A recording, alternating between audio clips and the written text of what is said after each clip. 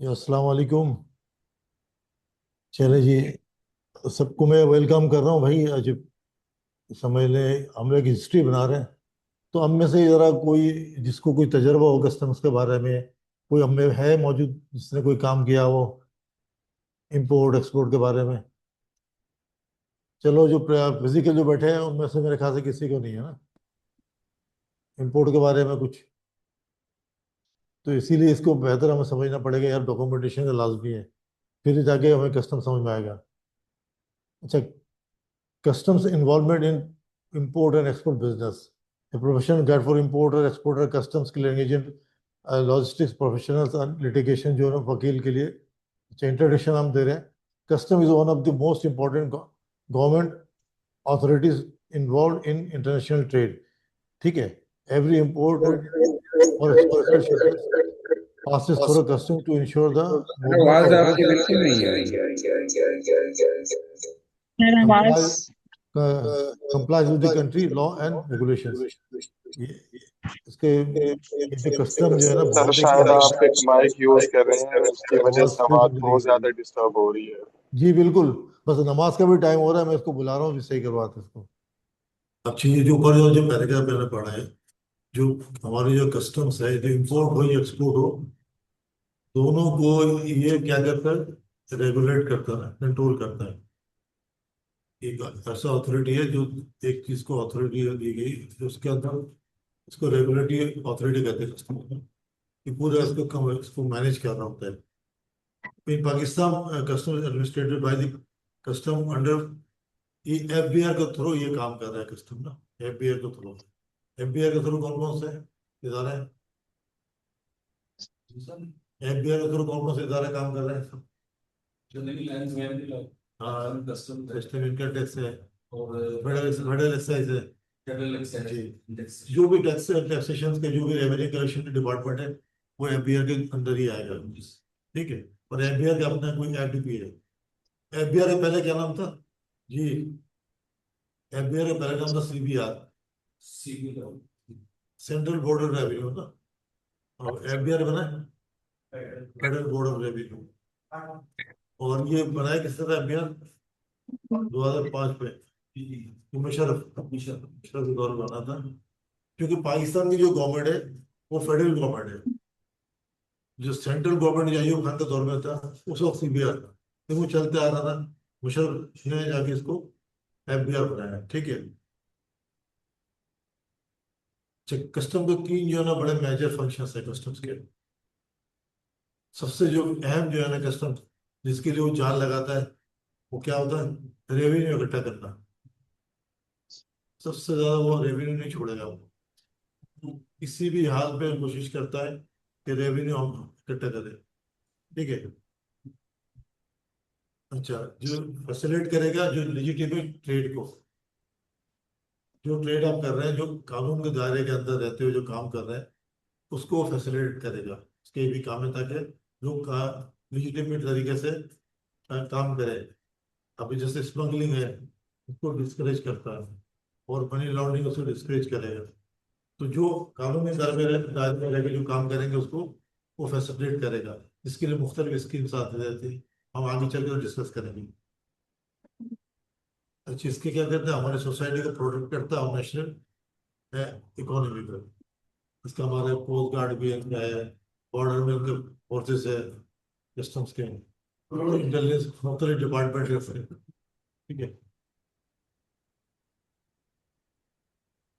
अच्छा, कस्टम क्यों जरूरी है भाई?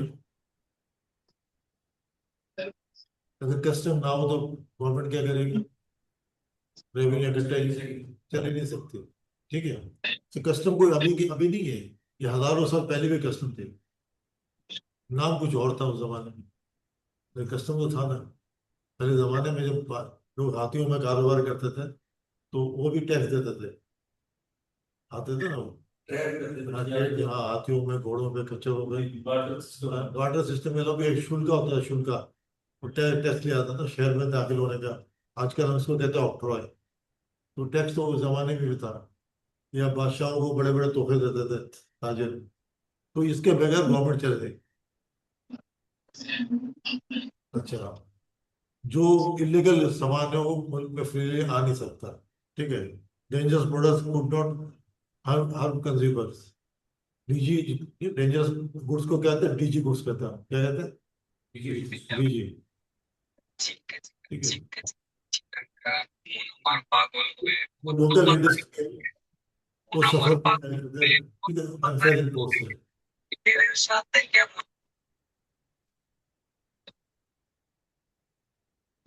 अच्छा, इसके बाद इसलिए custom act act as a gatekeeper of international trade, ठीक है। एक चौकीदारी का हमारा काम कर रहा है कस्टम। चौकीदारी अगर चौकीदारी बंदा अगर सही ना हो फिर क्या होगा? लेकिन ये हमारे गेट कीपर के हमारे काम कर रहे हैं, ठीक है। वह गुड्स अराइव लेकिन हम इन, बोल नहीं सकते ना कुछ हाँ? आगे क्या नहीं नहीं, आप क्यों बोलेंगे यार? गेट की पे लिखा हुआ है इसमें। अभी देखें मेरे पास तो रोजाना कोई ना कोई केस आ रहा होता है। आज भी एक दो केस आए इस तरह। लोग गलतियां करते हैं, गलती करते हैं, फिर उसके बाद कस्टम को गाली देते हैं। अभी एक आज की केस है, एक बंदे ने इंपोर्ट किया, 6 शिपमेंट इंपोर्ट कर दी यूज्ड क्लॉथ की। उसने क्या किया, इनकम टैक्स बना लिया, सेंटर बनाए, सेंटर्स नहीं बनाया उसने, रजिस्ट्रेशन ही नहीं कराया। और क्या कर रहा है? सेल्टर्स के बेनिफिट भी ले रहा है, बेनिफिट भी ले रहा है। अब जो छठे कंसाइनमेंट में आ गए, उसने जो कस्टम वाले ने क्या किया, सिर्फ उसको सेल्टर्स को काट दिया, काट के उसको 19 लाख रुपए ड्यूटी पकड़ा दी। ये भर दो। मेरे पास आया कि अभी साहब इसको केस कर दे, मैं नहीं भरूंगा। जब मैंने उसको पढ़ा, मैंने बोला भाई ये तो तुम्हारे लिए फायदा किया उसने तुम्हें कुछ भी नहीं बोला। एक कंसाइनमेंट के जो आपको पैसा है वो उससे ले लिया। अगर तुम दोबारा बोलोगे, मैं कस्टम को चैलेंज करोगे, केस करोगे, तो पिछला 5 कंसाइनमेंट निकाल लेगा। एक तो आपने जुर्म किया, अपने सेंटेंस में अपनी रजिस्ट्रेशन नहीं कराई, आपकी एग्जिस्टेंस नहीं है ना, एग्जिस्ट नहीं कर रहे आप, और आप उसके क्लेम भी ले रहे, फायदा उठा रहे। मैंने बोला ये ना, कस्टम ने आपको फेवर कर दिया बंदे ने। अब चुपचाप पैसे भरो, माल उठाओ और नेट पे सेंटर से अपने बना लो। तो लोग ऐसे भी करते हैं ना, वो समझते कस्टम जाती करी जाती, नहीं करती। कस्टम आप कोई गलत काम नहीं करता, सही काम करने का पैसे देता है, ठीक है ना। गलत काम नहीं करेगा वो, ठीक है। वो सेल्स टैक्स रजिस्टर कराए वाले भी रिपोर्ट कर सकते हैं। हाँ कर सकते हैं, ऐसे ही होता है, जब भी हुआ है इसके साथ। उस वक्त कस्टमर कैसे आ रही है। कस्टम देखो, कस्टम क्या करती है, आप जो कस्टम जो टैक्स हम भरते हैं वो एडवांस भरते हैं tax, cell tax, income tax. Custom का लेना देना नहीं है, कस्टम से रेवेन्यू कलेक्शन करता है। सेल टैक्स की ड्यूरेशन अलग है, इनकम टैक्स का अलग है। वो एट द टाइम ऑफ जब आप जब इसको क्या कहते हैं रिटर्न साइन में करेंगे, फिर वो पकड़े जाएंगे। आपको जुर्माना उधर सेल टैक्स वाले करेगा, इनकम टैक्स करेगा, कस्टम से ड्यूटीज पे आपके ऊपर करेगा, ठीक है। अच्छा, जब पहला जो स्टेप है कस्टम का काम शुरू होता है, arrival of goods. Goods arrived by, Pakistan में एंटर होगा कहाँ से? सी, एयर या जमीनी रास्ते से।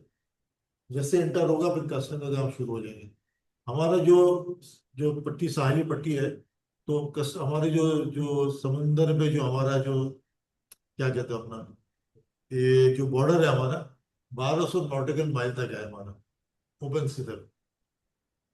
वहां से हमारा बॉर्डर, उसके बाद इंटरनेशनल बॉर्डर है। अगर कोई वेसल, कोई जहाज अगर बाई मिस्टेक भी यहाँ पे हमारे बॉर्डर में इंटर हो जाता है, जो हमारे रूट पे नहीं, फिर भी इंटर हो गया हमारे यहाँ, तो भी कस्टम इसको नहीं छोड़ेगी। एक ड्यू प्रोसेस के तहत उसको छोड़ा जाता है। तो आपने देखा ना कि इंडियन कश्ती या कोई दूसरे माहिर को पकड़ते, क्यों पकड़ते? हमारे इलाके में आ जाता है, इंटरनेशनल जो है बॉर्डर से पाकिस्तान में क्रॉस करता है, तो उसको पकड़ा जाता है। तो यही कह रहा है, जब भी कोई पाकिस्तान के हदूद में दाखिल हो जाएगा, या समंदर से या हवा से या जमीनी रास्ते से, तो कस्टम अपना काम शुरू कर देगा। वो कस्टम स्टेशन है, ठीक है। अब जो वैसल जो वहां से जो माल लेके आ रहा है, हर वैसल का आने जब जो आता है, वो पहले से पाकिस्तान को, जो कस्टम को पता होता है ये वैसल हमारे पास आता है। कैसे पता चलेगा? उसके लिए पता ही चलता है कि कस्टम्स के पास पहले से इसकी मैनिफेस्ट फाइल होती है। जो वैसे पाकिस्तान में इंटर कर रहा है वो उसकी जो शिपिंग लाइन्स है वो पूरे डेटा बना के कस्टम को जमा करा देते हैं कि वैसल हमारा ये पाकिस्तान में इंटर हो रहा है। तो उसके लिए कस्टम इशू करता है आईजीएम, पता ना आईजीएम का। अच्छा सर, क्या इसमें ऐसा भी होता है कि जो शिप्स वगैरह पाकिस्तान में आ रहे होते हैं, जो कंपनीज आ रही होती हैं, तो वो कस्टम में ऑलरेडी वो शिपिंग कंपनी रजिस्टर्ड होती हैं? एक मिनट जी, दोबारा बोले। सर आवाज आ रही है आपको? हाँ जी, हाँ जी।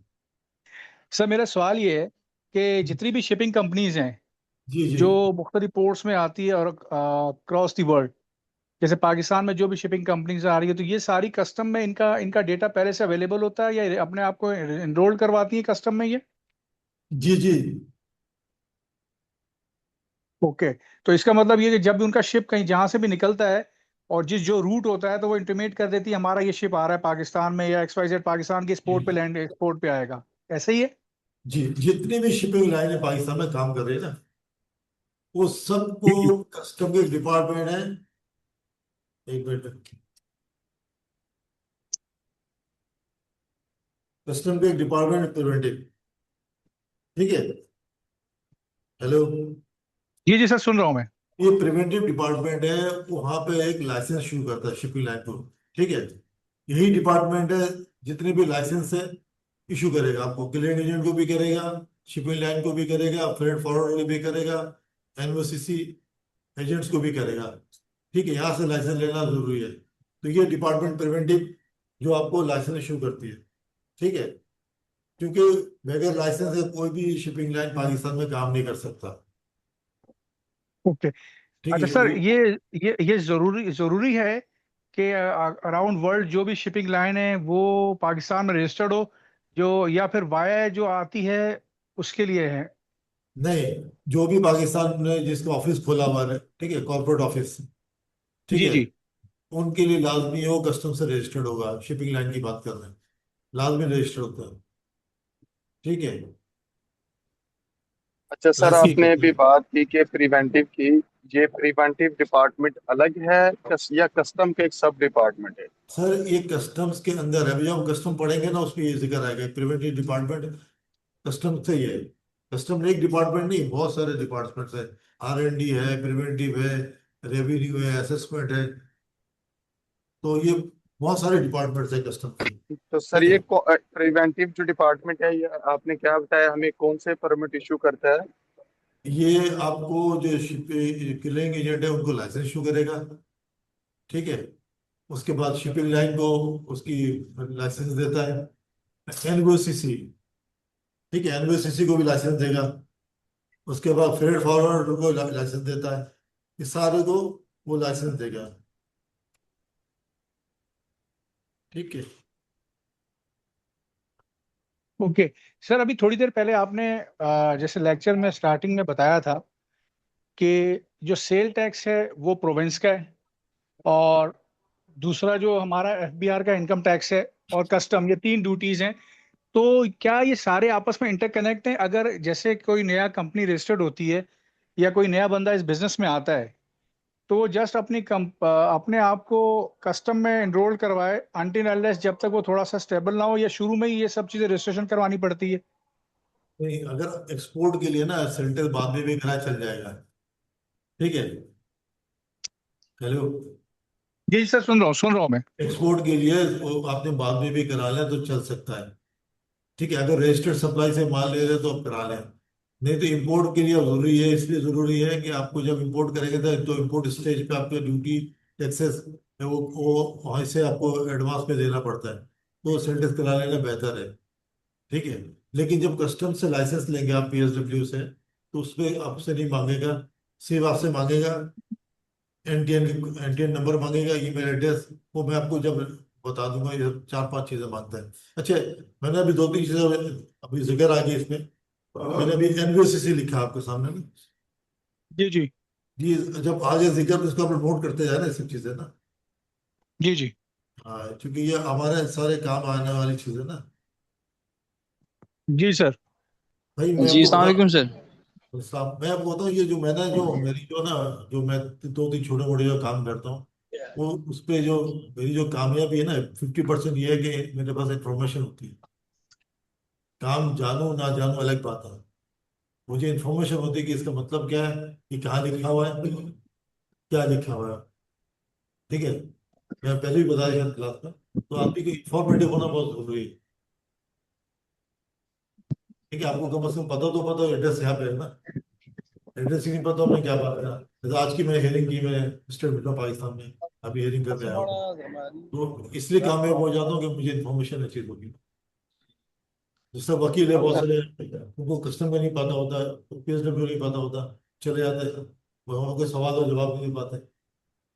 ठीक है, NVCC पता है किसको कहते हैं? नहीं sir. Sir non vessel operating car carrier. Operating कह ले, ओनर कह ले। पता हमें।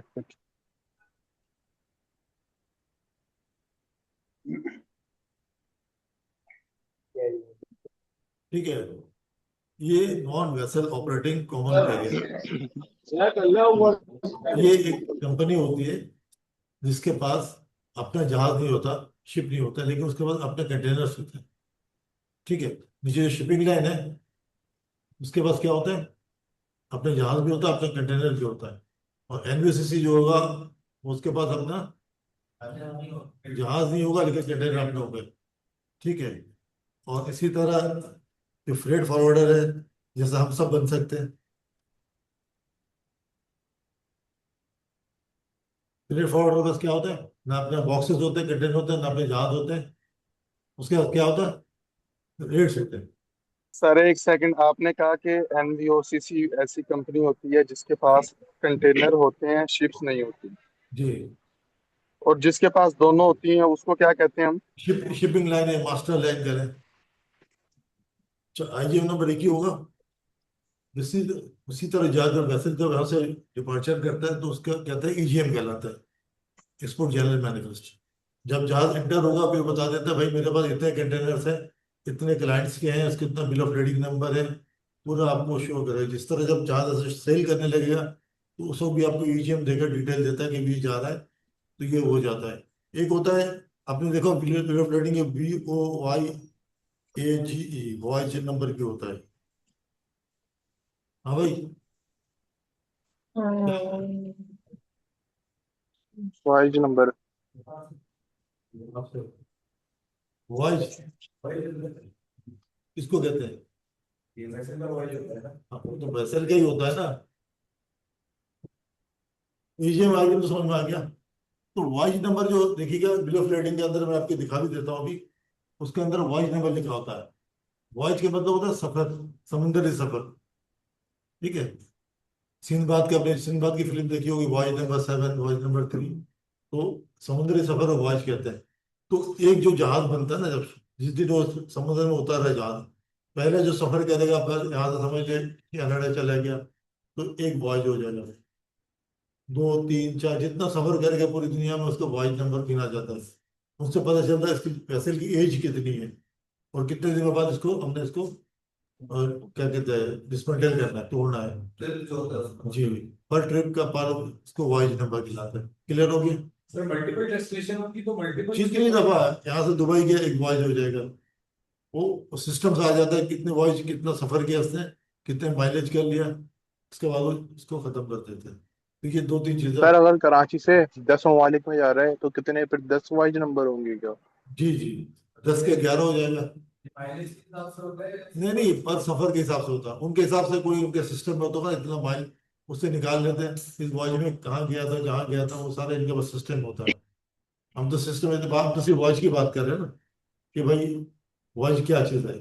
अब उसके जो पीछे मैकेनिज्म हो तो उसको हम डिस्कस नहीं करेंगे। ये क्या होगा, ये मतलब उसकी लाइफ के ऊपर ये लाइफ को करेंगे जी जी, तो उसकी वैसे वैसे की एज बता देगा वो। वैसे की जो एज है ना वो बता देगा। बस ये एज बता रहे सर ये IGM और EGM क्या है? IGM मैनिफेस्ट सर, से मुराद। अभी तो मैंने बताया, IGM होता है इंपोर्ट जनरल मैनिफेस्ट, और EGM एक्सपोर्ट जनरल मैनिफेस्ट। ठीक है, सर ये मैनिफेस्ट क्या है एक्चुअली, जयमान प्रवास? मैनिफेस्ट होता है ना, क्या उसको डिटेल है। जैसे मैं आपको अ, इस तरह समझाता हूँ कि जिससे शिपिंग लाइन के पास है ना, समझ ले एक हंड्रेड 100 कंटेनर्स है, ठीक है, 100 BL नंबर है, तो 100 BL यूज करेगा। उसके बाद उसके अंदर हमारी वाली जा रहे हो या अपन लोग रुके थे तो जी गेट अंदर बाहर जा रहा भाई, मेरी बात सुन ले, आप लोग बात बंद करें यार। आप आपस में बात करेंगे तो इससे समझ के आएगा। क्या देख रहा है। अरबाज भाई अपना माइक बंद करें प्लीज। प्लीज दादा, जब आपस में बात ना करें, जो जो सवाल पूछना हो उससे पूछ लिया कि करके। सर ये आईजीएम नंबर हर बंदा इससे सर्च कर सकता है या कोई जिसको लाइसेंस मिलेगा वही सर्च कर सकता है इसकी डिटेल? हाँ, FBR में जाके IGM चेक कर सकते हैं। ठीक ठीक है ना? ठीक। सर यानी कि आईजीएम हम ये कहेंगे, हम फॉर एग्जांपल अगर हम कोई चीज इंपोर्ट कर रहे हैं तो उसमें कौन सी चीज कितनी क्वांटिटी में है, इसे हम मैनिफेस्ट करेंगे। जी जी, मैंने उसमें आपको अभी मैं वहां दिखा रहा था। जैसे ना, ये मेरे पास एक BL है ना, ठीक है, आपको नजर आ रहा है, ये BL मेरे पास है, यस पुरानी सर, BL। नजर आ रहा जी, इसका जो वेसल नंबर नाम है YM excellence, voyage number 147W। इसका वॉयज नंबर यहाँ पे दे दिया इसने। ये बता दिया कि इसका मतलब इसके मैकेनिज्म तो नहीं पता, लेकिन मैंने वॉयज का बता दिया आपको। वॉयज होता, ठीक है। हमें तो इतना ही पता, काफी है यार, ये तो वॉयज नंबर तो शिपिंग कंपनी इंटरनल मैटर है ना, ठीक है। तो ये आपको मैंने बताया, जो इम्पोर्ट का जो आ रहा है IGM और EGM और वॉयज का, थोड़ा सबको मैंने समझा दिया। अभी पहली क्लास है, तो ऐसे ऐसे इंशाल्लाह इसको हम रिपीट करते रहेंगे तो हमें समझ में आते जाएगा, ठीक है। है। अच्छा सर जो एक चीज काइंडली मुझे कंफर्म कीजिएगा कि मैनिफेस्ट का मतलब मैंने ये समझा है कि अगर हम कोई चीज इंपोर्ट कर रहे हैं या एक्सपोर्ट कर रहे हैं तो उसकी क्वांटिटी वगैरह कितनी है, ये डिटेल्स है। क्या मैं ठीक हूँ? बिल्कुल, आपको ना मैनिफेस्ट के मैं अभी दिखा भी दूंगा ना, वही FBR खोल के, उसके अंदर BL नंबर, क्लाइंट पार्टी का नाम, उसके बाद इसकी क्वांटिटी कितनी है, आइटम क्या है, किस पोर्ट से लोड हुआ, ये सारी डिटेल होगी उसके अंदर, ठीक है। एक IGM एक होगा, नीचे हर BL का एक अलग इंडेक्स नंबर होता है, ठीक है। IGM और इंडेक्स दो चीजें होती है। सलामकुम सर, कैसे कह रही है सर? सर ये इंडेक्स नंबर का थोड़ा बता दें। मैं उसको ना अभी खोल के दिखाऊंगा आपको थोड़ा सा, ठीक है। सर ये क्या IGM आईजीएम नंबर और वीआईआर नंबर दोनों सेम है? नहीं, मैं आपको बता रहा हूँ, ठीक है। IGM नंबर, ये इंडेक्स नंबर यहाँ पे दिया हुआ है, ठीक है। इसका इंडेक्स नंबर 24 है। IGM के ऊपर ना, IGM के ऊपर नंबर एक नंबर लिखा हुआ, नीचे सीरियल नंबर जो होता है ना, तो मेरा जो इस कंसाइनमेंट का नंबर था 24, इंडेक्स नंबर 24 है। ये इस तरह होता है, ठीक है। और VIR कहते हैं वेसल इंफॉर्मेशन रिपोर्ट, ठीक है। IGM और vessel information report number same ही होता है। हेलो। जी ओके हो गया, मतलब वीआईआर मींस एब्रीवेशन है वेसल जी, information number VIR vessel information report, report, okay. ठीक है। अच्छा जी, ये तो हो गया हमारे पास, अब हम जाते हैं नीचे, ठीक है। अब डॉक्यूमेंट रिसिप्ट इंक्लूडेड, अब जब ये होता है तो हमारे पास क्या क्या चीजें डॉक्यूमेंट कस्टम रिसीव करता है, बिल ऑफ लीडिंग, ठीक है, एयरवे बिल, कार्गो मैनिफेस्ट जो मैंने अभी बताया IGM, ठीक है, commercial invoice, tracking list. Sir क्या ये सेकंड स्टेप नहीं है जो आप बता रहे हैं, इससे पहले कि अगर एक बंदा जो फर्स्ट टाइम इंपोर्ट कर रहा है तो इंपोर्ट करने के लिए उसको मिनिमम क्या चीज़ों की रिक्वायरमेंट है और मैक्सिमम कहाँ तक उसको एग्जेम्पशन है, और मिनिमम किन चीज़ों को लेके वो इंपोर्ट कर सकता अच्छा, है, अभी और उसके अभी बाद तो कैसे अपनी चीज़ें बढ़ा सकता है। जी, अभी तो ना मैं ना किसी इंपोर्टर या एक्सपोर्टर की बात नहीं कर रहा, हमने जो क्लास शुरू की कस्टम की बात कर रहे हैं, कस्टम की इन्वॉल्वमेंट है ना, सिर्फ कस्टम की बात कर रहे हैं, ठीक, कस्टम के हिसाब से हम लोग चल रहे हैं अभी, ठीक है। बाद में जो ना डॉक्यूमेंटेशन में आएंगे तो आपकी इंशाल्लाह, ठीक है। अभी जो है ना, ओके। फॉर्मेट वाइज में साथ आती है, फिर उस पे और ये तो कस्टम की बात कर रहे हैं ना, हम तो क्लियरेंस की बात नहीं कर रहे हैं, इम्पोर्टर की एक्सपोर्टर की। हमने शुरू जो कस्टम किया था, कस्टम्स का इन्वॉल्वमेंट क्या है, ये उस पर बात करें, ठीक है।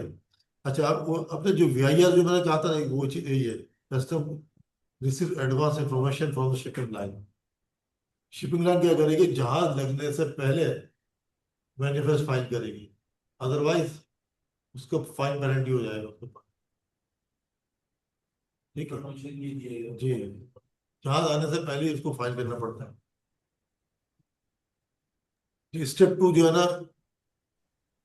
जो स्टेप 2 है, गुड डिक्लेरेशन से फाइल करता है वो, इंपोर्टर या एक्सपोर्टर या ट्रेडर फाइल करेगा। इंपोर्टर और licence custom clearing agent file the goods declaration electronic through Pakistan single window and we go. वो जैसे VIR नंबर आ जाएगा, उसके सिस्टम में नजर आएगा, तो वो GD फाइल कर सकता है। ऐसे ही है ना, जब तक VIR नंबर नहीं आएगा वो फाइल नहीं कर सकता।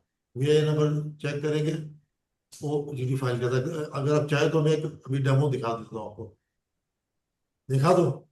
जी सर प्लीज। देखिए, अभी फर्ज करें हमारे पास, मेरे पास एक BL आ गया अभी करंट ना, तो मैं क्रिएट इंपोर्ट GD में चला गया, पहले जाके, इसलिए आपको बाद में बताऊंगा, समझाऊंगा इंशाल्लाह ताला।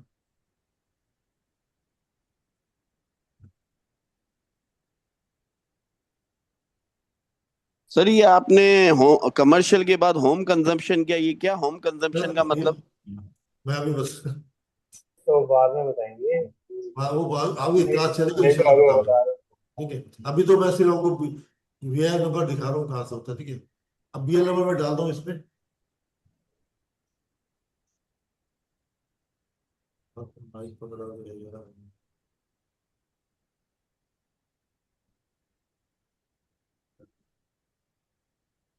सर मैं बताता हूँ आपको, BL नंबर लिखें आप, NAM। ये GD फाइल हो गई है, नहीं नहीं, GD फाइल नहीं हुई अभी। बताए। NAM NAM 8515 NAM 8515 8515 894। 894, ठीक है। इसका अगर कलेक्ट ये रेट चेंज कर लीजिएगा पॉडकास्ट में। देखे ना ये, अच्छा चलो इससे आ जाएगा फिर ना, जी जी। ये देखे आ गया ना। मतलब वो BL नंबर जिस कंसाइनमेंट में है उसका वो VIR बोली गई। ये देखे APL और ठीक है, ये जहाज का नाम आ गया, ये जहाज का नाम आ चुका है, ठीक है, एप्पल ऑरिगन। PIR नंबर इसका ये IM नंबर है, बता दिया। QICT पे लगे टर्मिनल में 29 तारीख को आ रहा है, और आ गया 19 तारीख को, और 30/7 को चला गया। GD क्यों नहीं फाइल की भाई? वो ये सेक्शन 79 है, तो रिक्वेस्ट फाइल की हुई थी इसकी ना, तो अच्छा, उसका 80 आज ही है ये इसकी। ठीक है, उसका अपने फर्स्ट एग्जामिनेशन दर्ज की जी, मैंने चेक किया। अभी तो सर आपके ये सामने। ETA और ETC क्या है प्लीज? ये नंबर डाला है। हाँ, अभी ये मैंने आपको सिर्फ देखा कि VIR नंबर कैसे होता है ना, वो बताया, ठीक है। दो होती है ना, एक तो आप ये जो सिंगल डिक्लेरेशन फाइल करते हैं, हाँ, दूसरी ये जिसको पेटेंट जाके करते हैं, इन दोनों में क्या करते हैं? सिंगल डिक्लेरेशन जो अभी जो आ रहा है अभी आस्ते आस्ते अभी ना, 50 चैप्टर तक आ चुका है सिंगल डिक्लेरेशन। उसमें होगा कि जितने भी डिपार्टमेंट है ना, उसको इंटीग्रेटेड कर दिया उसको। वीकॉम का हिस्सा तो बंद कर देंगे, खत्म नहीं कर सकते, क्योंकि इसमें डेटा है अपना। ऑलमोस्ट बंद ही हो चुका है, बस ये कुछ GDs होती हैं इसके ऊपर। नहीं, अभी भी वो काफी चैप्टर रह चुके हैं। नहीं, ठीक अभी तो चल रहा है सर ये, वो सिर्फ उसके लिए चल रहा है, जी, जैसे मतलब हमारा दूसरी GD फाइल करनी होती है हमने इसकी, अपना बॉन्ड वगैरह की, EFS की, इनके लिए। इनके लिए नहीं, अभी तो जैसे 84 चैप्टर है, 59 चैप्टर है, हाँ वो कुछ चैप्टर बस उसमें है, चैप्टर से लेकिन बाकी है ज्यादातर अभी। उन्होंने कर दी हाँ, है अभी बहुत डिक्लेयर। बाकी है, जी। ठीक है। अच्छा, ठीक है, अभी बिल ऑफ लेडिंग मैंने बता दिया है, और बिल का कमर्शियल वाइज और पैकिंग, ये VIR का भी आपको समझ में आ गया, ठीक है। क्योंकि यहाँ पे काफी लोग, कुछ लोग ज्यादातर ऐसे लोग हैं जो बिल्कुल नहीं हुए हैं, तो उनके लिए बहुत बेसिक हमें समझाना जरूरी है। तो अभी तो आज हमने सिर्फ डिस्कस कर रहे हैं कस्टम के इन्वॉल्वमेंट क्या है, आहिस्ता आहिस्ता फिर डॉक्यूमेंटेशन पे आ जाएंगे हम लोग, ठीक है। वैसे सर GD हम लोग का जब आपको VIR नंबर आ गया, सर ये जो मैंने आपको चेक किया है, जहाज लिखने से 24 घंटे पहले आ जाता है। शिपिंग लाइन जैसे आपको देगी ना, IGM के लिस्ट फाइल करती है, मैनिफेस्ट जैसे फाइल करेगी, आपका VI नंबर आ जाएगा, जहां जैसे पाकिस्तान की हदूद में आ जाएगा ऑटोमेटिकली शो करेगा। लेकिन हम उस वक्त ड्यूटी नहीं डालते, पैसे पैसे नहीं शिपिंग भर, लाइन इन्फॉर्म करता है ये शिपिंग नहीं देंगे। BIR 72 घंटे पहले के कहते फाइल कर। Custom receive advance information from the shipping line. ठीक है,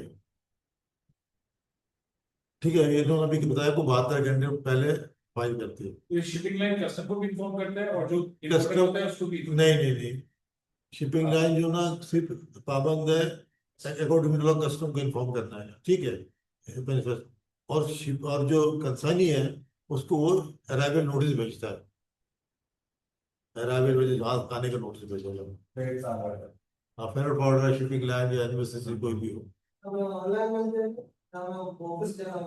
ईमेल ईमेल करता हूँ, ईमेल कर देते हैं, या आपको पोस्ट में एड्रेस, आपको पोस्टल एड्रेस में कोरियर भेज देते हैं। अच्छा, स्टेप 2 जो फाइलिंग गुड रिलेशन, अभी मैंने फाइलिंग गुड रिलेशन आपको अभी दिखाया छोटा सा क्या, थ्रू सर अराइवल नोटिस कितने दिन पहले आता है? ये तो शिपिंग लाइन को ज्यादा अस्सलाम वालेकुम सर। वालेकुम सलाम। मेरी क्लास सारे भाइयों से रिक्वेस्ट है कि सर को एक बार लेक्चर डिलीवर कर लेने दें, बाद में आपने जो जो पूछना है पूछ लीजिएगा। इस तरह हमारा सारा कुछ मिक्स हो रहा है, हम बिल्कुल न्यू है, हमें कुछ भी समझ नहीं आ रही। काइंडली रिक्वेस्ट है, आपने जो जो पूछना है आप लिख लें और लेक्चर के बाद पूछ लीजिएगा। शुक्रिया। एग्जैक्टली। ठीक है, सही, अच्छी बात है। असल में काफी लोग बिल्कुल नए हैं, कुछ लोग जो है ना लग रहा है कि जिनको काम कर रहे हैं ऑलरेडी, तो उनकी भी आप हेल्प करें यार, जो बेचारे नए हैं। जी सर, ये आज हमारा पहला दिन है ना, काम किया ना, लेक्चर लिया, कुछ समझ अच्छा, नहीं आ रही इस लेक्चर में, सर ने नोट क्या करना है ठीक है समझ ना, हाँ नहीं आया। बिल्कुल, ये बहुत ना टेक्निकल चीजें हैं, तो हमें समझ के चलना पड़ेगा। अच्छा, जब गुड डिक्लेरेशन फाइल करते हैं, गुड डिक्लेरेशन जो फाइल करेगा वो करेगा, इंपोर्टर करेगा, एक्सपोर्टर करेगा, ट्रेडर करेगा या क्लियरिंग एजेंट करेगा। जब इनको जो हम जो डिक्लेरेशन जो फाइल करते हैं, तो कस्टम हमें जो अलाउ करता है वो लिख ले आप लोग, सेक्शन 80, सेक्शन 80 कस्टम एक्ट 1969। आप जो है ना, आपकी बात करो, कोने बैठे हैं आप, अपने कॉपी पेंसिल लेके बैठे यार, उसकी सर बात करो। सेक्शन 80 80 आगे सर, सेक्शन आगे। सॉरी 79 है और 80 है। ठीक है, सर ये आपके सेक्शन किसका बताया आपने, ये 79 ये और 80? जी गुड डिक्लेरेशन सबमिट करने का। ठीक है, सर ये गुड डिक्लेरेशन जो है, ये फाइल कौन डिक्लेयर करेगा? 79 में फाइल करते, 80 में गुड डिक्लेरेशन चेकिंग होती है। ठीक है, अच्छा, पर उस पे जो इंफॉर्मेशन डिक्लेयर हम करते हैं गुड डिक्लेरेशन, GD में हम जो चीज डिक्लेयर करते हैं वो 7-8 चीजें जो है हमें बहुत पैसे, उसमें सबसे अहम चीज होती है क्या, HS कोड। हमने HS कोड सही डालना है। ठीक है, HS कोड हमारा बिल्कुल सही हो, HS कोड है हार्मोनाइज कोडिंग सिस्टम। ठीक है, मैंने बताया। अच्छा, अभी समझ लेना, बाकी इंशाल्लाह क्लास में हम समझाएंगे अभी। उसके बाद जो हमारे डिस्क्रिप्शन ऑफ गुड्स जो है ना, वो हमने सही डालने पड़ते। ठीक है, क्वांटिटी कितनी वो डालेंगे, उसकी वैल्यू क्या है हमें सही डालना है, कंट्री ऑफ ऑरिजिन वो सही डालना है, इंपोर्ट पॉलिसी ऑर्डर का कोई स्टेटस क्या है उसमें चेक करना है। ठीक है, एप्लीकेबल अगर एग्जम्पशंस, कोई ड्यूटी में छूट है तो भी चेक करना है। ठीक है, HS कोड ये होता है कि दुनिया में हर जो प्रोडक्ट है उसके एक HS कोड है, लाजमी होगा, अगर नहीं होगा तो अदर पे चला जाएगा। ठीक है, तकरीबन इस पे जो ना 21 चैप्टर्स है। ठीक है, सेक्शन है 80 को HS कोड का, टेक्सटाइल का, लेदर का, इस सब के ना, सर्जिकल है, स्पोर्ट कोड, मुख्तलिफ इसके हेडिंग्स हैं, उसी तरह हेडिंग बनते हैं इसका। और डिस्क्रिप्शन गुड्स जो है ना, वो जो आपका सामान क्या है वो पूरा लिखा जाता है, क्वांटिटी पूरी लिखनी चाहिए आपको, क्वांटिटी और वेट अगर आपने गलत लिख दिया तो उस पर इंटरनेशनल रूल है 5% तक आपको छूट दे सकते हैं, मोर और लेस 5% तक आपको एग्जम्पशन है अगर आपने गलती कर दी। उससे ज़्यादा हो जाएगा तो आपको 20% फाइन है। कितना परसेंट? 20% फाइन है। 20% किस चीज का एफडी वैल्यू? नहीं, उसको मैं बाद में बताऊंगा। इसमें क्योंकि यार क्लास टाइम ही खत्म हो जाएगा, बताते बताते ना। ये नोट कर लें आप लोग, पूछना मुझे बाद में आपने, ठीक है? 20% फाइन है। और डिस्क्रिप्शन ऑफ गुड्स अगर गलत हो जाएगा, इसमें भी फाइन है। सब में अगर किसी 20% ज्यादा ज्यादा 35% फाइन है, ठीक है? कंट्री ऑफ ओरिजिन में 20% है मेरे ख्याल से। तो ये सब चीजें गलत एग्जम्पशन ले लिया, उसको 20% है। तो ये हमें ये 7-8 चीजों को ख्याल रखना पड़ेगा जब हम गुड्स डिक्लेरेशन फाइल करते हैं। अच्छा, फाइन और पेनल्टी का एक हिसाब है, बहुत सिंपल सा हिसाब है। वो SR 499 है, किसने पढ़ा है? आपने तो नहीं पढ़ा होगा। सर किस एसआरओ की बात कर रहे हैं, मुझे बताएं। SR 499, ये SR 499 है, ठीक है? इसमें लिखा हुआ है SR पहले जो आ गया वेट का डिफरेंस बिटवीन, अच्छे इसको पढ़िए जरा। Difference between a certain and declared weight or quantity subject to the condition that the percentage difference is more than 5%। क्या हो गया? 20% फाइन है। यहाँ पे क्या लिख रहा है? Reservation fine on custom value, मतलब कस्टम वैल्यू पे 20% लिया जाएगा। हेलो, ऑनलाइन जो बैठे हैं वो भी देख रहे हैं? जी सर। हाँ, अभी इस पे हम लोग पैसे कमाते अच्छे खासे। इस वाले पॉइंट पे मैंने अच्छे खासे पैसे कमाए हैं। इस वाले जो पॉइंट पे मैंने अच्छे खासे पैसे कमाए। हाँ, इसको लेकिन लोग पढ़ते नहीं ना। 5 दफा पढ़ेंगे समझ में आ जाएगा आपको भी। आपको पैसे कमाएगा तो मतलब ये होता है जैसे आपने इंपोर्ट किया, आपका 10% आ गया माल एक्स्ट्रा, ठीक है? आपने आपके ऊपर केस बन गया कस्टम का, अब मेरे पास आ गए, आपने बोला अभी साहब ये मेरा केस बन गया, ठीक है? वेट क्या, कस्टम ने मुझे शोकॉज कर दिया। अब मैंने आपको बताया कि भाई देखो इस पे तो लिखा 20% फाइन है, यानी आपको 2 करोड़ की शिपमेंट है तो 40 लाख फाइन लगेगा, ठीक है? मैंने आपको बोला यार मैं आपको ये काम करा दूंगा, 5 लाख लगवा दूंगा फाइन, मुझे 3 लाख रुपए दे दो, ठीक है? मैंने कुछ भी नहीं किया, मैंने एज पर अकॉर्डिंग लिखा हुआ है डिफरेंस। डिफरेंस जो निकलेगा भाई उस पे लगेगा। हाँ, डिफरेंस पे लगेगा ना। मैंने बोला 5 दफा पढ़ेंगे तो पॉइंट को समझ में आ जाएगा। क्लियर हो गया? क्योंकि आप सबको यानी सर आप ये कह रही हैं कि अगर हमने वेट जो है वो कम शो किया है लेकिन हमने मंगवा ज्यादा लिया, हाँ, तो जितना तो ज्यादा है उस उस पे पे फिर कस्टम। हमें जितना ज्यादा होगा उस पे हमें फाइन हो जाएगा या कस्टम पड़ जी जाएगा। जी, लेकिन हम जो पढ़ते हैं ना, पढ़ के जो उसका इंटरप्रिटेशन हम ये करते हैं कि भाई इसमें तो ऊपर देखो ये लिखा हुआ है रिडम्पशन फाइन और कस्टम वैल्यू, हम उसको समझाते हैं कि देखो कस्टम वैल्यू पे 20% लिखा हुआ है, ठीक है? कोई भी बंदा इसको पढ़ता नहीं है ना समझता है। तो सर जो हमारा ऊपर जितना वेट होगा, फॉर एग्जांपल हमने जी वेट जी मंगवाया 80 केजी लेकिन हमारा वेट आ जाता सर, है 100 केजी, तो ऊपर वाले 20 केजी पे हमें कितना कस्टम पड़ेगा? मैंने आपसे अभी कहा ना, देखिए मुझे आपके सवाल समझ नहीं आया, लेकिन मैं दोबारा रिपीट कर रहा हूँ। जितना का डिफरेंस होगा उसके ऊपर फाइन पेनल्टी होगी, इसलिए ये कह रहे हैं यहाँ पे। फॉर एग्जाम्पल 150 केजी आपने आप 100 केजी डिक्लेयर किया था बट वो 150 केजी निकला, 50 जो डिफरेंस है 50 केजी का डिफरेंस है उसके ऊपर उसके ऊपर लगेगा। लेकिन मैंने क्या बताना इसको केस को कि भाई आपको पता 40 लाख रुपए खड़ा है, अब टोटल वैल्यू टोटल वैल्यू का इम्पोर्टर कहेगा यार अभी सब जान छुड़वा दे यार, मैंने जब 8 लाख का खर्चा बताऊंगा 40 लाख हो गया, अभी कर रहे मैंने कुछ भी नहीं करना, मैंने हेयरिंग करना, एक पैसे भी नहीं देना। सर उस डिफरेंस पे ये 5% पड़ेगा या 20% पड़ेगा?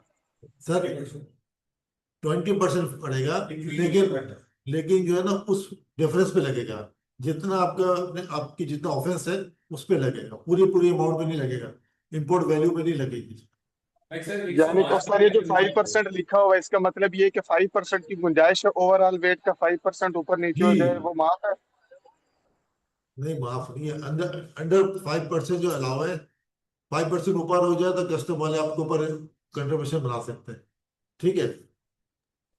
ये 5% पे, यानी कि वो अपनी मर्जी से छोड़ भी सकते हैं।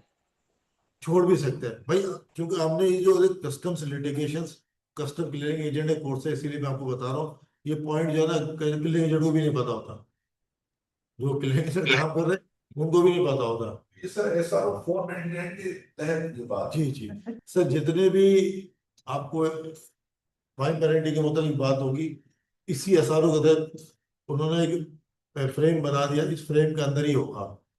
ठीक है, तो पहली वाली जो हमारे ओरिएंटेशन क्लास में ने बताई थी ना कि एक्ट क्या चीज होता है, एक्ट का बता दे मैंने। तो ये एक्ट पे तो लिखा होता फाइन पेनल्टी सेक्शन 32, लगेगा कैसे, ये इसके इंटरप्रिटेशन है, इसकी तशरीह है। तो ये नंबर 1 अब क्लियर हो गया। एसएस वैल्यू पे, क्योंकि डिक्लेयर वैल्यू कुछ नहीं है, वो तो आपने डिक्लेयर करते हैं, कस्टम जो असेसमेंट करेगा उस पर लगेगा। ठीक है, तो ये सारे चीजें इस पर दिया हुआ, नीचे भी देखें। अब जो ओरिजिन का, अगर ओरिजिन में अगर कोई गलत हो जाए 20% है, फिजिकल डिस्क्रिप्शन 35%। सर ओरिजिन अगर आपको चाइना से आप मंगाया, आपने लिख दिया बांग्लादेश, तो ऊपर हो जाएगा आपका फाइन पेनल्टी। मैंने चाइना से मंगाया, बट वो प्रोडक्ट ताइवान की है, लेकिन मैंने मंगवाया चाइना से, तो उसको ओरिजिन क्या कह रहा है? ओरिजिन ताइवान, ताइवान कह रहा है। हाँ। लेकिन इस पे ना एक चीज और भी है, ये जो मतलब कंट्री ऑफ मैन्युफैक्चरिंग जो है वो ओरिजिन कह रहा है। इस पे एक और पॉइंट है, हम लोग जो देते हैं, फर्ज करें मैंने मंगाया चाइना से सामान, लेकिन वो यूएसए था। ठीक है, तो अगर चाइना लिख दिया तो केस बनेगा, अगर हम यूएसए लिख दिया तो शायद केस नहीं बनेगा। अच्छा, फिजिकल डिस्क्रिप्शन अगर हमने गलत डाल दिया, कितना है, 35% है टोटल वैल्यू पे, भाई याद रखिएगा, टोटल वैल्यू पे 35% लगेगा। अच्छा, अच्छा अभी एक चीज, एक इस पे देख लेना। सर ये फिजिकल डिस्क्रिप्शन से क्या हाँ मुराद है? फिजिकल डिस्क्रिप्शन से क्या अभी देख मुराद है? लेना जी। फिजिकल डिस्क्रिप्शन से क्या मुराद है सर? भाई अभी ऐसे हुआ है ना, एक बंदे ने अभी मंगाया पूरा कंटेनर फर, ठीक, आर्टिफिशियल फर मंगाया, उसने लिखा है। जब एग्जामिन में गया, उसको जब माल निकला तो पता चला ये सैंडविच फैब्रिक है, तो फिजिकल या- डिस्क्रिप्शन अलग हो गया, एचएस कोड यानी अलग कि है। चीज कोई और निकले। हाँ सिमिलर, आपने उसने वो लिखा कुछ है, निकल निकल कुछ और है। आपने लिखा पॉलिस्टर, पॉलिस्टर क्या कहते हैं यार ने, निकल रहा है नायलॉन।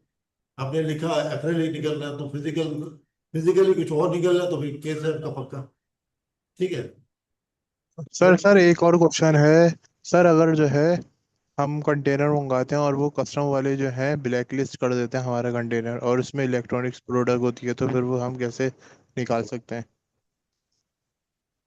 कस्टम तो आपको ब्लैक लिस्ट नहीं करता ना कोई कंटेनर। हाँ, आपके ऊपर एग्जामिनेशन रिपोर्ट में उसके ऊपर कंफर्मेशन बना देता है। जब कंफर्मेशन बन जाती है तो उस पर ये होता है, या तो फाइन पेनल्टी बना भर के आप माल निकाल लो, या उसको कॉन्सिफिकेट करा दो, कस्टम में जमा करा दें। ठीक है। हाँ, कुछ ऐसा होता है, अगर बड़े ऑफेंस होते हैं तो फिर आपके ऊपर एफआईआर भी कर सकती है। अच्छा भाई, नंबर डी में जरा पढ़ सकते हैं वैल्यू, इसको भी एक इम्पोर्टेंट पॉइंट है। और भाई क्लियर एजेंट साहब, वो पकड़े जाओ सब जगह, पता है क्या लिखा है। जो हम प्रोडक्ट मंगवा रहे हैं उसकी वैल्यू अगर हम गलत डिक्लेयर करते हैं तो। हाँ, इस पे देख लें, value with difference of more than 30% in declared fees, a certain value determined on the basis of direct evidence after due process of adjudications।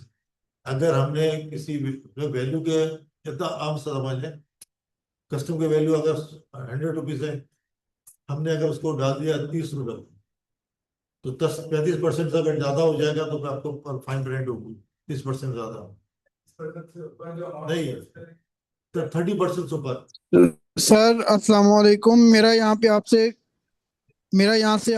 आपसे क्वेश्चन है। अगर कुछ प्रोडक्ट्स होती हैं जैसे मैंगो या ऑरेंज, हमने उसे भेजा है और वो वहाँ पे कमीशन पे बिका है, और हमने उसकी जीडी कम फाइल की है, और वो वहाँ पे जाके ज्यादा 35-50% पे भी अक्सर बिक जाता है, तो वो क्या प्रॉब्लम हो सकती है? नहीं कोई उसमें तो प्रॉब्लम नहीं हमारा हो, कसूर नहीं होता। नहीं नहीं कोई प्रॉब्लम नहीं हो, मैं सुन ले। मैंगो के इस दफा 429 रुपये पर टन डिक्लेयर्ड हो गया था, ठीक है, आपको पता है। अभी अभी मेरे पास रेट आ गया पोटैटो का, ऑरेंज का, सब आ जाएगा। ये पहली बात तो ये है कि जो है ना, ये Pakistan vegetable fruit and vegetable association है, वो आपको प्राइस लिस्ट जारी करती है। आप इंपोर्ट कर रहे हैं, नहीं कर रहे, एक्सपोर्ट कर रहे हैं? सर अभी तो नहीं कर रहे, 2 साल पहले मैंगो किया था। 2 साल पहले किया था ना, तो हर साल सीजन शुरू होना पहले लिस्ट होती है, वो कस्टमर के पास आ जाती है, कस्टमर वाले चेक करते हैं, उससे कम में नहीं भेज सकते हम, ठीक है। तो वैल्यू का अगर डिफरेंस है, 30% तक कस्टमर उसको कुछ नहीं कहता, चलो ठीक है ड्यूटी टैक्स से लेके छोड़ देगा। 30% के ऊपर अगर डिफरेंस आ जाता है तो फिर आपको ऊपर केस बन जाएगा। 35% है पूरी कंसाइनमेंट में, तो हाँ ठीक है, ये मैंने थोड़ा सा आपको डिस्कस कर दिया।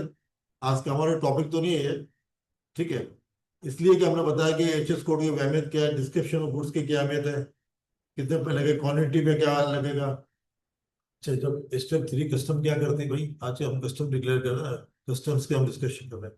स्टेप जब हम एंट्री डाल देते हैं, हम ड्यूटी फाइल कर लेते हैं, ड्यूटी भर देता है, तो कस्टम क्या करता है, कस्टम इसको एग्जामिन करता है। वो आप पहले कमर्शियल इनवॉइस आपको चेक करेगा, आपने जो अपलोड किया, पैकिंग लिस्ट चेक करेगा, बिल ऑफ लीडिंग चेक करेगा, सर्टिफिकेट ऑफ ऑरिजिन चेक करेगा, अगर इंश्योरेंस आपने क्लेम किया तो इंश्योरेंस चेक करेगा, इंपोर्ट लाइसेंस अगर कोई रिक्वायर्ड है तो चेक करेगा। अच्छा, अगर सर्टिफिकेट्स फ्रॉम रेगुलेटरी अथॉरिटीज, ये क्या चीज है? जैसे पीटीए का होंगे, आप पीटीए का सर्टिफिकेट, ये फाइटो का सर्टिफिकेट हो गया, ये ट्रैप का सर्टिफिकेट हो गया, तो चेक करेगा, ठीक है।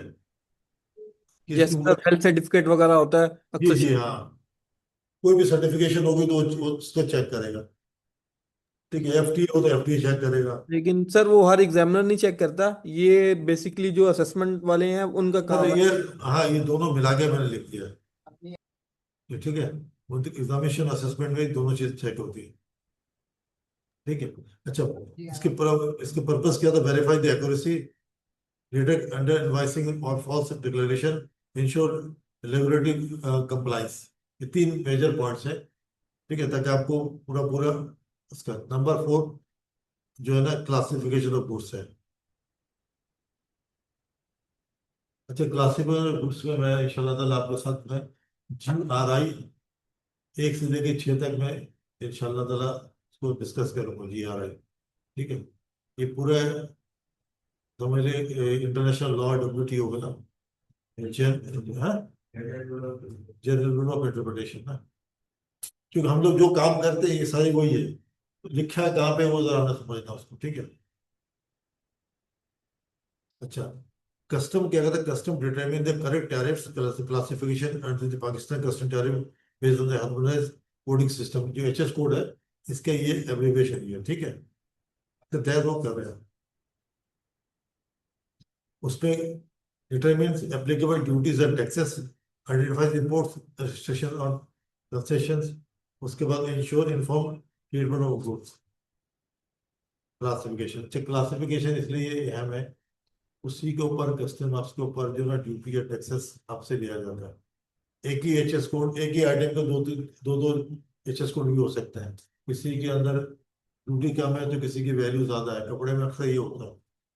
वो भी इंशाल्लाह ताला का केस आएगा तो डिस्कस करेंगे।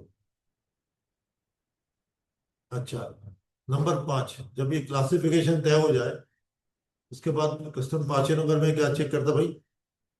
इसकी वैल्यू चेक करता है। Custom verifies declared custom value in accordance with applicable valuation rules. Valuation जो रूल है कस्टम का, वो कस्टम के रूल है, कौन सा है भाई, किसी को पता है? ऑनलाइन शायद किसी को बेटा पता, हवाई के लिए क्या सेक्शन किसका 25 सर पूछ रहे हैं आप? वैल्यूएशन का ना, सेक्शन 25A 25B लेके 7 तक है। सेक्शन 25 जो है ना, कस्टम को इंपावर करता है वैल्यूएशन को पे। इंशाल्लाह ताला आज तो ऐसे ही हम आगे चल के डिस्कस करेंगे। उसपे वैल्यू चेक करने के कस्टम का 2-3 तरीके है, बहुत सिंपल सा है। नंबर 1, कस्टम जो है ना चेक करेगा इसका कोई वीआर तो नहीं है। वीआर का मतलब क्या होता है? वैल्यूएशन भूलेगी। सर वैल्यूएशन तो हर आइटम पे नहीं लगती ना रूलिंग। नहीं, मैं आपको बताऊं,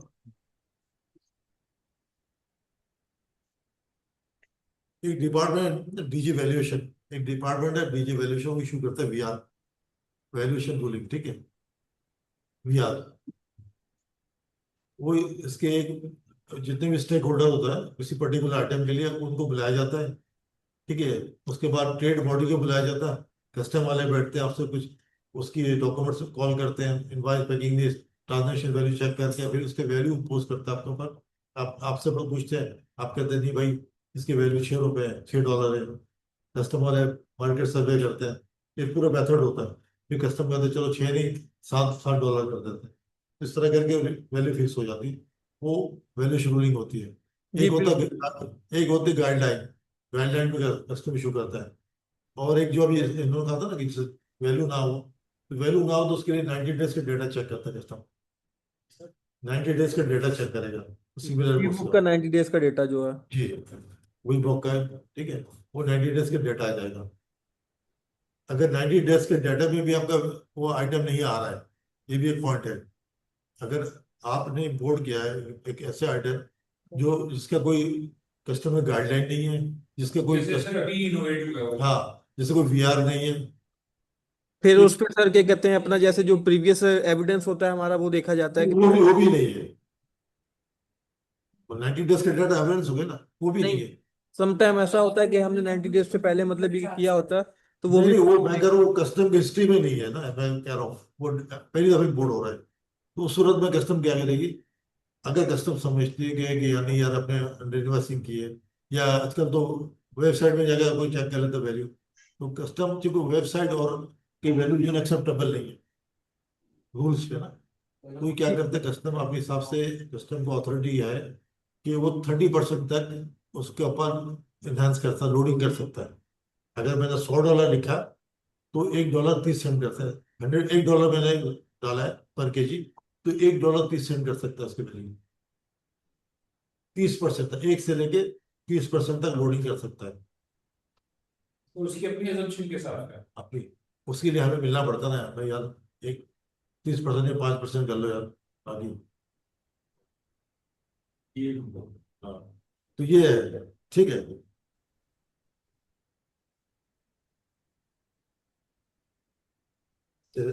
Custom verify the declared custom value in accordance with applicable valuation rules.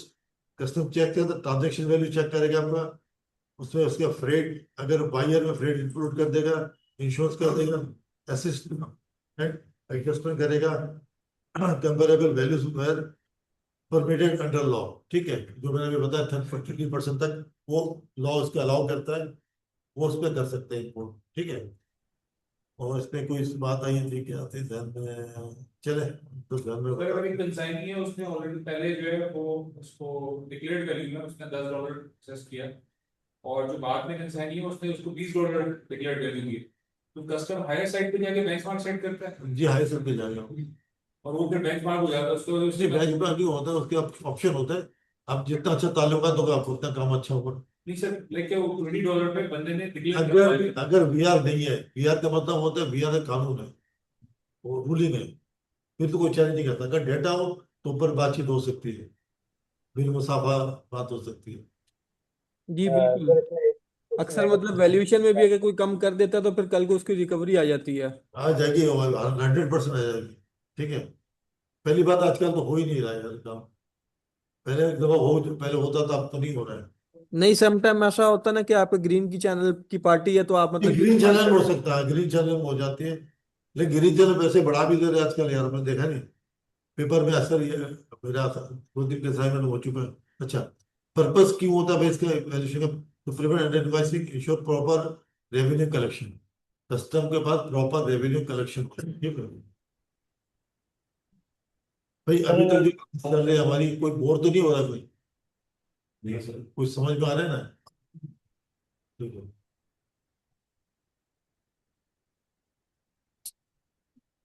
अच्छा, अभी जो छठा स्टेप है कस्टम जो करती है, वो क्या करती है? Assessment of duties and taxes. वो असेस करती है कि भाई कस्टम जो आपने ड्यूटीज और टैक्सेस भरे हैं वो सही है या गलत है। After classification and valuation custom assess. Sir ये सेस कौन करता है? हाँ, कस्टम चेक करता है भाई, आपको custom duty additional custom duty, regulatory duty if applicable, sale tax, income tax, other applicable levies, अगर कोई है तो लगा देंगे। आज एक बंदे ने, मैंने बताया ना शुरू में क्लास में जो जिक्र किया था, सेल टैक्स का मसला हुआ था, तो यही हुआ है। पहले 5 कैंसर में उसका निकल गया, छठे में फंस गया वो, उसने इसी में असेसमेंट में उसको रोक दिया।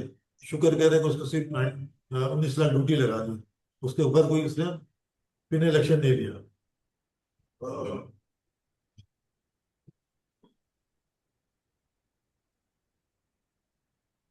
ठीक है भाई, the importer pays this amount before clearance unless valid concession or duty suspension scheme applies. अभी किसी ने पूछा था एचसी का होम कंजप्शन ड्यूटी क्या है ना, होम कंजप्शन में यही होता है कि पहले हम ड्यूटी पे करते हैं। ठीक है, अगर आपका कोई टेम्पररी इम्पोर्ट है उस पर नहीं होगा, ये बोर्ड पे जा रहा है, वेयर हाउसिंग की ड्यूटी है, तो उससे पहले ड्यूटी नहीं पेमेंट होती है। इसको हम जो कहते हैं, ये इस पे लिखा ना सस्पेंशन। भाई अभी कोई साहब मुझे बता रहे थे, उसको उनको याद है, इसको हम कहते हैं सस्पेंशन, आगे क्या है? नहीं, स्कीम तो है, कस्टम के जुबान में कहते हैं सस्पेंशन रिजीम। वो वाला रिजीम चेंज नहीं है जब इमरान खान का हुआ था, ये सस्पेंशन रिजीम है। ठीक है, वो बाद में इंशाल्लाह हम जिक्र करेंगे। अच्छा भाई, कस्टम्स के कुछ ना भी चैनल्स अभी इन्होंने जिक्र किए, ग्रीन चैनल के। ठीक है,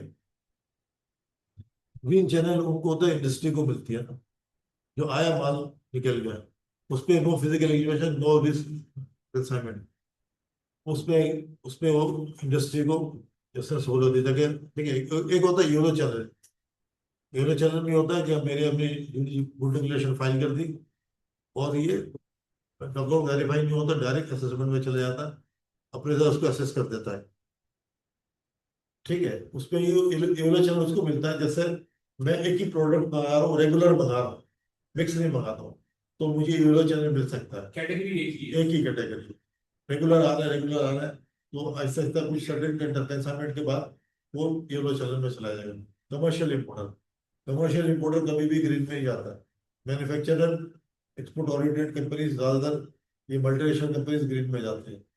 ठीक है, उसके बाद होता है रेड चैनल। रेड चैनल में जो ना जो मिसलेनियस मंगाते हैं, मिक्स कंटेनर, कभी मैं कपड़ा मंगा रहा हूँ, कभी मैं गारमेंट्स मंगा रहा हूँ, कभी मैं स्टेशनरी मंगा रहा हूँ, तो मेरे कोई एक प्रोफाइल नहीं है, तो मेरा हर कंसाइनमेंट जो है ना वो पूरा प्रोसेस में आएगा। स्कैनिंग भी हो सकता है, एग्जामिन भी होगा, फिजिकल स्क्रूटनी भी होगी, डॉक्यूमेंट भी चेक होगा, पूरा होगा। और तकरीबन पाकिस्तान में 70% जो है ना एग्जामिन ऐसी प्रोसेस में चल रहा है, इसी वजह से कोर्ट में बहुत बहुत रश लगा रहता है आजकल। तो एक कंटेनर में मिक्स कितनी कैटेगरीज आप मैक्सिमम ये जितना जितना ला सकते, कोई मना नहीं कस्टम को, लेकिन आपने डिक्लेरेशन सही करें, आपकी इन्वेंट्री सही होनी चाहिए। ठीक है, तो ये येलो चैनल, येलो चैनल मैंने बताया ना कहाँ भी, एक ही कैटेगरी में एक ही कैटेगरी को अगर मुसलसल आप इम्पोर्ट कर रहे हैं तो ये येलो चैनल में आ जाता है। जैसे हमारे एक क्लाइंट है, वो पेपर मंगाता है, रेगुलर पेपर रेगुलर मंगा रहे हैं, तो उसका जैसे हम ड्यूटी डालते हैं वो अप्रेजर के पास चले जाता है, या आजकल सिस्टम को मार्क कर देता है, सिस्टम के जरिए वो ड्यूटी हो जाती है। ठीक है, बाई चांस भी एग्जामिन नहीं करते उसको, बाई चांस भेजते हैं, बाई चांस अगर आपने भेज दिया, सिस्टम ने एग्जाम भेज दिया, तो हम किसी के पास चले जाते हैं, तीसरे की रिक्वेस्ट करते हैं, सर रेगुलर आ रहा है, पिछले एविडेंस है, उसको टाइम मेरा खराब होगा, इसको एग्जामिन में ना कैंसिल कर दें, तो डिसीज को कैंसिल कर दें। इससे हटकर सर कोई और चैनल स्पेशल किस्म का ये ना रेड चैनल है, इनसे हटके एक स्पेशल चैनल भी होता है, वो 3 चैनल होते हैं। तो 3 नहीं अलग हाँ, अभी जो तो फेसलेस आया ना हमारे पास। अच्छा सर, ये बताइएगा जैसे मुख्तलिफ लोग चीज़ें एक्सपोर्ट कर रहे होते हैं, इंपोर्ट कर रहे होते हैं, कुछ लोग बर्ड्स, लाइव एनिमल्स, मतलब जैसे एनिमल्स वगैरह को भी इंपोर्ट एक्सपोर्ट का काम करते हैं, तो वो किस उसमें आएगा भाई वो चैनल रेड में? चैनल, रेड भी आएगा वो, जिसको वो क्वारंटाइन भी का रेड में ही आएगा? हाँ रेड भी आएगा, वो तो क्वारंटाइन का मसला भी है ना इसमें तो।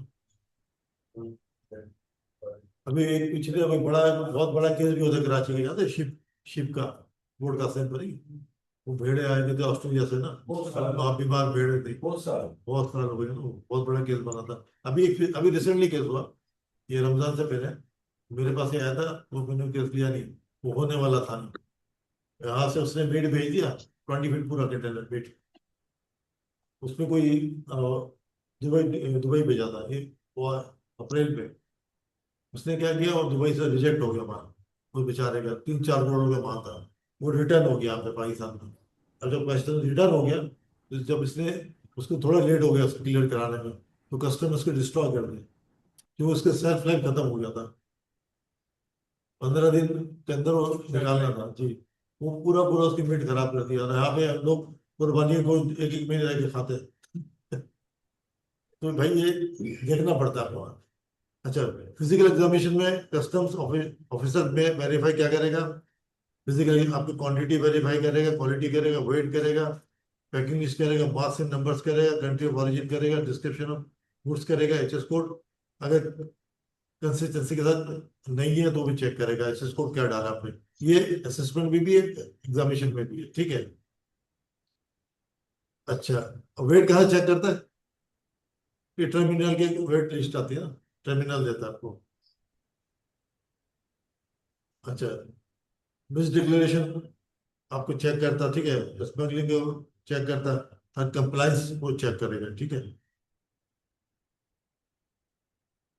उसके बाद अगर आपका सब कुछ सही है, एक्यूरेट है, after all legal requirements are fulfilled, goods liquidate is finalized, release order is issued, the importer takes delivery from the terminal, ठीक है। अगर सब कुछ सही हुआ तो कस्टम की तरफ से assign to gate down stock दिखाता है, असाइन कर दिया गया गेट डाउन स्टॉक के पास, अपना माल ले जाओ, बाकी चीजें अलग होती हैं।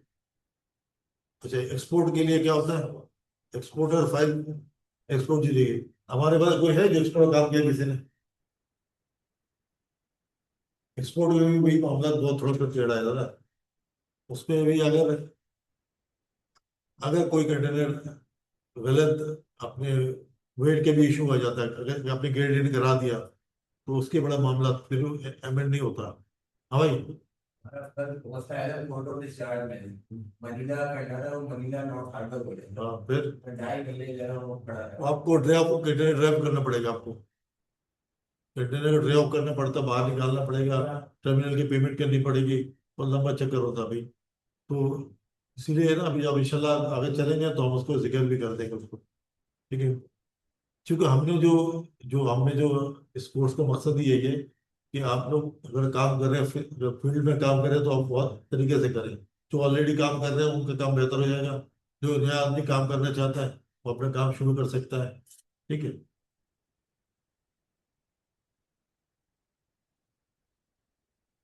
अच्छा, एक्सपोर्टर जो है ना वो क्या करता है, अपने जीडी जो गुड डिक्लेरेशन में क्या करता है, बायर डिटेल डालेगा, वो ऑर्डर का डिस्क्रिप्शन डालेगा, क्वांटिटी डालेगा, एचएस कोड डालेगा, एफओ वैल्यू वो डालेगा, कंट्री और डेस्टिनेशन वो डालता है, ठीक है, लाजमी डालेगा।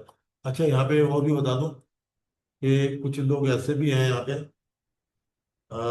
फर्ज करें, वो टेक्निकल चीज बता रहा हूँ, मैंने भेजना है माल वेस्ट अफ्रीका, और मेरे पास फॉर्म ही है दुबई का। कभी ऐसा काम किया किसी ने? नहीं है ना। यार स्विच भी की बात करते हैं। नहीं, ये स्विच बिल भी नहीं है सर, वो मैं बताऊंगा आखिर में, याद रखिएगा, ठीक है। अभी तो पहले मैं सुनाऊंगा कहानी जमाने वाली, फिर बताऊंगा बात बताने वाली, ठीक है। पहले जमाने वाली जो कहानी सुने, फिर बताऊंगा किस तरह आपने पैसे कमाने, क्योंकि ना ये पाकिस्तान में रेमिटेंस भी बिकती है, जो लोग काम कर रहे हैं उनको पता है यहाँ रेमिटेंस बिकती है। डॉलर जो है ना, डॉलर बिकता है भाई यहाँ पे, एक्सपोर्ट में डॉलर बिकता है। $1 कोई 25 रुपये में खरीद रहा है, कोई 20 रुपये में खरीद रहा है, पता है आपको? डॉलर आपको पता है ना, पीछे वाला पता है भाई? हाँ, फॉर्मी नहीं बिकती है, फॉर्मी बिकती नहीं, फॉर्मी ई फॉर्म होता है। हाँ, तो रिमेडियल से बेच रहे हैं लोग। कितना चल रहा है, रेट क्या चल रहा है भाई? 25 रुपए बेच रहा है कोई, 20 रुपए बेच रहा है, मैं 15 में बेचता हूँ। अच्छा, जो एक्सपोर्ट के लिए बायर डिटेल डालना पड़ता है, क्वांटिटी एचएफ कोड सेम होती है, उसी तरह इसके भी वही चीज है। एक्सपोर्ट पॉलिसी आपको कंप्लाई चेक करनी पड़ेगी। पता चला आपने एक्सपोर्ट के चेक नहीं किया, माल लेके गए, पोर्ट पे रोक लिया। अभी एक बैटरी के केस बना था, पता है आपको? बैटरी, वो सॉरी बैटरी नहीं थी यार, कैपेसिटर था, कैपेसिटर। कैपेसिटर टाइप की बहुत बड़ी कोई चीज थी यार, इतना बड़ा था इस कमरे के बराबर से, इससे छोटा सा होगा, मतलब आधे। मैंने भी मैं भी देख के हैरान हुई, ये क्या चीज है भाई? वो वो पता आता है एटॉमिक एनर्जी के काम आता है। वो सऊदी अरब भेज रहा था, उसने पोर्ट में पकड़ लिया उसको, और एजेंसी वाले ने उठा लिया। फिर केस हम लोग, मैं भी उसके केस लड़ा था, मैं गया। तो इम्पोर्टर जो एक्सपोर्टर कह रहा सर ये तो मार्केट में मिलता है। तो कस्टमर ने क्या जवाब दिया कि मस्त कह रहे हैं मार्केट में तो असला भी मिल रहा है, हाँ चर्च भी मिल रहा है, तुम इसको एक्सपोर्ट कर दोगे क्या? तो एक्सपोर्ट पॉलिसी इसलिए पढ़ना जरूरी है कि भाई कौन सी प्रोहिबिटेड है, कौन सा रिस्ट्रिक्टेड आइटम है, पूरे डिटेल आपको मिलेगा जब इंशाल्लाह हमारे कोर्स में शामिल है। ठीक है, नीचे लिखा हुआ। अगर किसी बहुत से आइटम के लिए आपको एक्सपोर्ट लाइसेंस की जरूरत पड़ती है भाई। ठीक है, आप पता चला आपने गंदुम एक्सपोर्ट कर रहे हैं, पकड़े जाएंगे, फायर कटेगी। आजकल गंदुम बंद है, बैंड किया हुआ है, पता है आपको? सीजन में खुलता है, कभी जब सरप्लस होता है तो खुलेगा, बैंड हो जाएगा। राइस चल रहा है, तो इस सब आइटम से पहले चेक कर लेना चाहिए, बेहतर है। हफ्ता तो हाँ, हफ्ता तो देंगे, हफ्ता तो एक्सपोर्ट कर सकते हैं। अगर वो पॉलिसी चेक करनी पड़ेगी ना, इम्पोर्ट एक्सपोर्ट पॉलिसी इस वक्त क्या चल रहा है। वही कहता हूँ, आपका जो आधा काम है हमारा इंफॉर्मेशन में बेस करता है। आपके पास information right time right information है तो आप कामयाब है, अदरवाइज आप गए। क्योंकि कस्टम के सीजीओ चेक करना पड़ता है, नोटिफिकेशन चेक करना पड़ता है, एसआरओ चेक करना पड़ता है। टैक्स टैक्स का काम ही सब मुश्किल है सबसे ज्यादा, क्योंकि हर 2-3 महीने बाद कोई ना कोई चेंजिंग आ जाती है, गवर्नमेंट को पैसे चाहिए होते हैं, और जब मुश्किल है जिसमें पैसे भी ज्यादा अरे है। हमारी क्लास की टाइमिंग्स क्या है, प्लीज बताएंगे? सर इट्स माय टाइमिंग तो फर्स्ट सर डे। यहाँ पे 8:30 बजे तक है, लेकिन सर अगर आप बोले तो मैं खत्म कर दूं। हेलो, अच्छा सर ये बताइएगा अ, चलो छुट्टी हो गई फिर। अच्छा सर बात सुन। सलाम वालेकुम सर। सर मुझे ये बताइएगा, आप कह रहे हैं कि इन्फॉर्मेशन के लिए हमें काफ़ी सारी चीज़ें मतलब आपकी आपने पॉइंट वाइज बताई, तो इनकी इन्फॉर्मेशन हमें कहाँ से मिलेगी? कस्टम की ये जो चीज़ें हैं रिस्ट्रिक्टेड सर ये जो है जो ना, भी हैं। देखिए अभी तो फिलहाल जब तक आप लोग ना ये से मार्केट प्लेयर नहीं बन जाते, ठीक है, मैं हमेशा लफ्ज इस्तेमाल करता हूँ मार्केट प्लेयर। मार्केट प्लेयर जब तक नहीं बनेंगे तो इन्फॉर्मेशन नहीं मिलेगी। उस वक्त तक आप मेरे साथ ज्वाइन कर लें, मेरे ग्रुप में आ जाए। मेरे पास ग्रुप है अपनी, दी लॉयर्स के नाम से, दी लॉयर्स। ठीक है, उसमें ग्रुप में आपको जी मैं सबको ऐड कर लूंगा, और रोजाना मैं अपडेट करते रहता हूँ हर चीज़ में। ठीक है सर। ठीक काइंडली होगा सर सर, उसमें ऐड कर लीजिएगा। इंस्टीट्यूट अस्सलाम सर वालेकुम मुझे नंबर, ठीक है, आपका नंबर मिल सकता है सर? जी मिल जाएगा, मिल जाएगा, मिल जाएगा। ठीक है सर। अस्सलाम वालेकुम सर। सर ये जो आपने पढ़ाया हमें येलो चैनल्स का ना, तो इसमें जी डॉक्यूमेंट्स वेरिफिकेशन ऑनली, तो इसमें इस चैनल पर जो होते हैं, एक तो ये कैटेगरी मुझसे डिस्क्राइब कर लें कौन कौन सी कैटेगरी की होती है, और डॉक्यूमेंट्स ऑनली यानी पैकिंग लिस्ट इनवॉइस खाली चेक करके तो इसको क्लियरेंस की तरफ यानी गेट आउट की तरफ भेज देते हैं कार्गो को। देखिए, अगर ये ना, इसमें दो चीजें होती हैं। अगर सिस्टम से मार्क हो जाए सिस्टम को, तो सिस्टम तो आपको फॉरन असेसमेंट करके भेज देगा आपको। अगर ठीक। कोई ह्यूमन के पास चला जाए, अप्रेजर के पास, तो अप्रेजर क्या करेगा? वो रोक के बैठा रहेगा, पूछते रहेगा। ठीक है, आप हम्म। आगे मैं क्या बताऊं? फिर अगर तो वो इसमें सुन तो ले, अगर हो सकता है कि वो उसको एग्जामिन मार्क कर दे, कोई बंदा हम्म नहीं आया सर, तो आपको इसीलिए मिल मिला के होता है। बाकी देखिए मैं बता दूं, रेगुलर आपका कोई माल आ रहा है, रेगुलर आ रहा है, तो फिर यूरोचल हम्म लगता है। जैसे मेरा धागा आता है यूरोचल में जा रहा है, पेपर से मैंने बताया यूरोचल में है।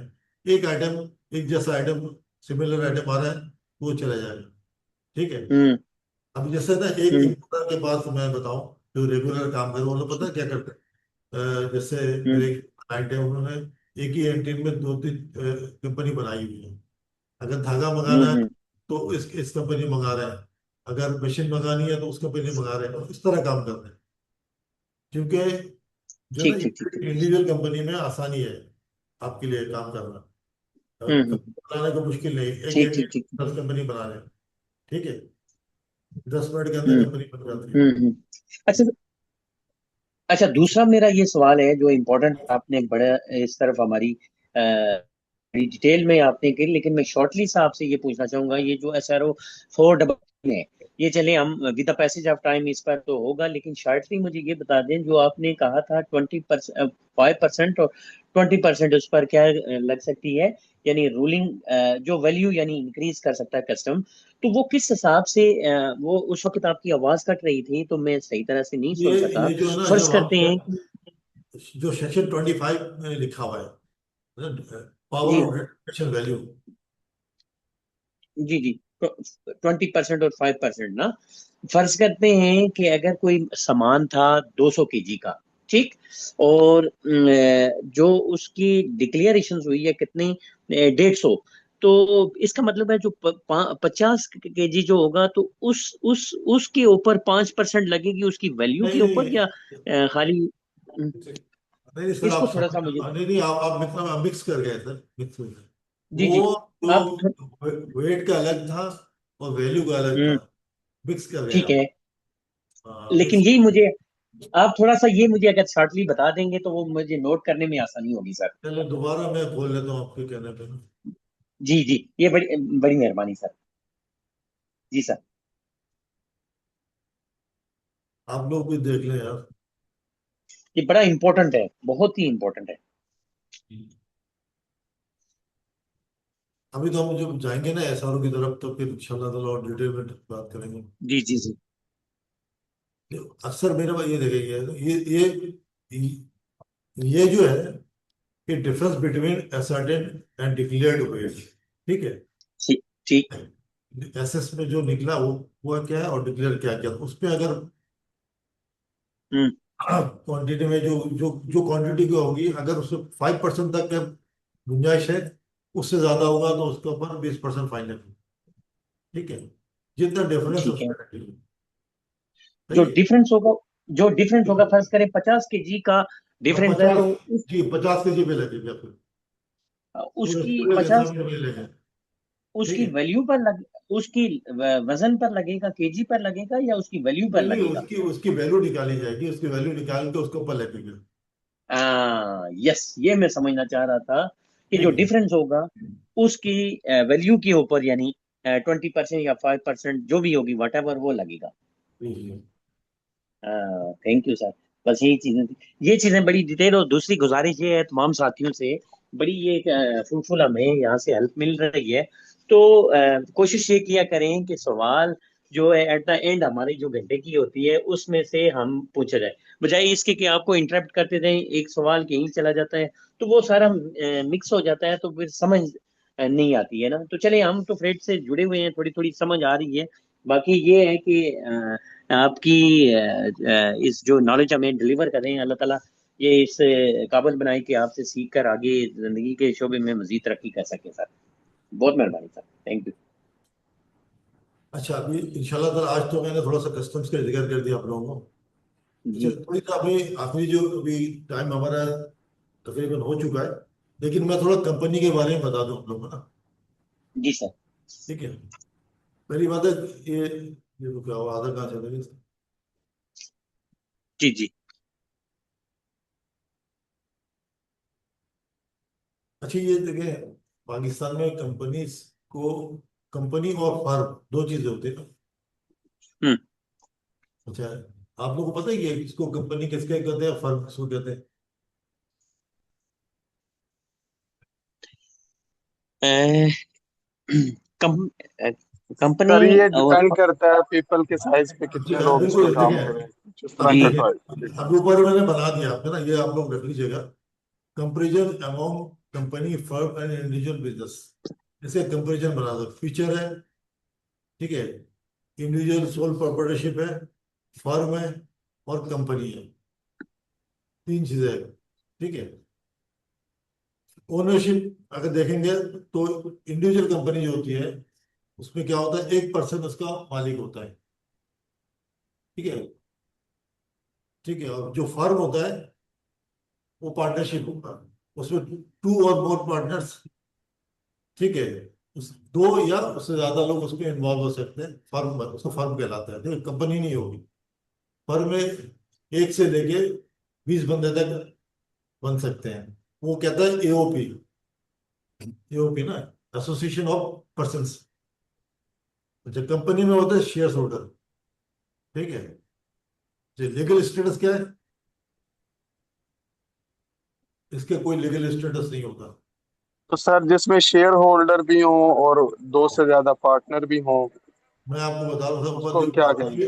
आगे सब उसी के आगे आ जाएगा। जो इंडिविजुअल कंपनी होगी, जो एनटीएन से बना हो कंपनी, उसकी क्या होगा, उसकी कोई लीगल हैसियत नहीं होती। 100% लाइबिलिटी उसी की होगी जो मालिक है। अच्छा, इसी तरह फर्म जो है ना, उसकी भी कोई सेपरेट एंटिटी नहीं है, क्योंकि ये कंपनी जो ना एसएससी से रजिस्टर्ड नहीं होता। जो कंपनी है उसकी एक सेपरेट लीगल एंटिटी होगी, एसएससी से रजिस्टर्ड होगा। ठीक है। अच्छा, जो इंडिविजुअल कंपनी है वो सिंपल है, एफबीआर से अपने अपने एनटीएन बनाए और अपने काम शुरू कर दे, जो अक्सर लोग करते हैं, मैं भी करता हूँ। ठीक है। और पार्टनरशिप के लिए एनटीएन बनेगा एफबीआर से, और आपको पार्टनरशिप डेट बनेगी। ठीक है। और जो एसएससी पे जो कंपनी है वो क्या होगा, एसएससी से रजिस्टर्ड होगा वो। ठीक है। अच्छा, लाइबिलिटी की बात आती है, सबसे अहम।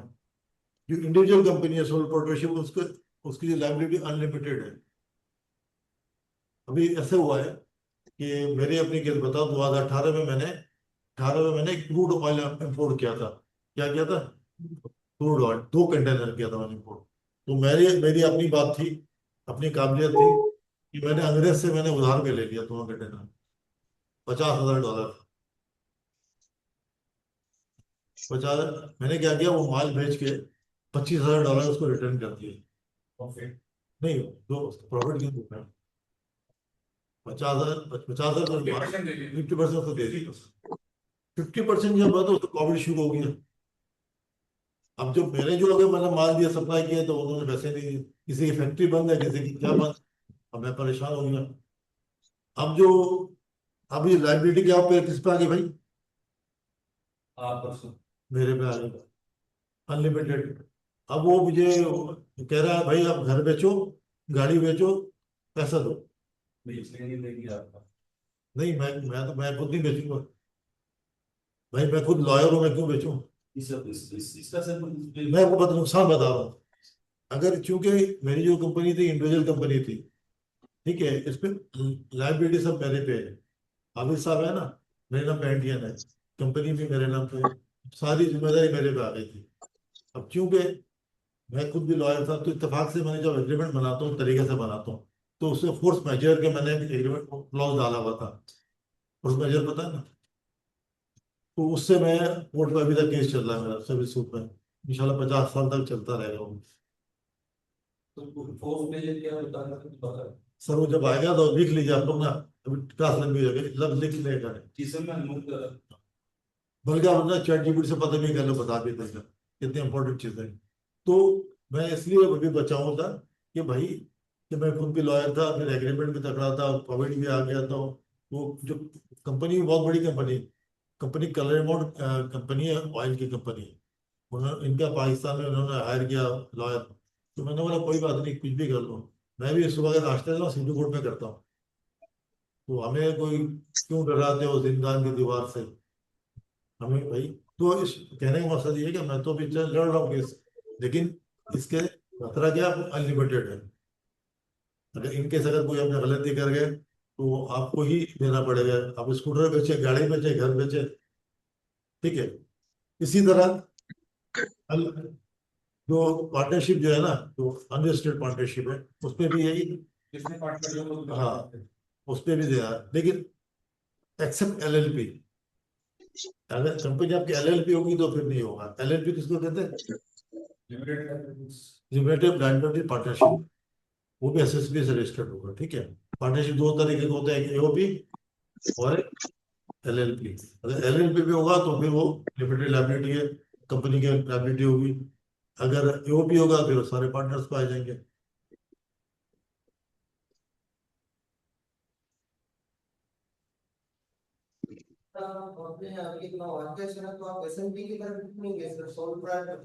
नहीं यार, मुझे बताओ, मैं बताता हूँ ना।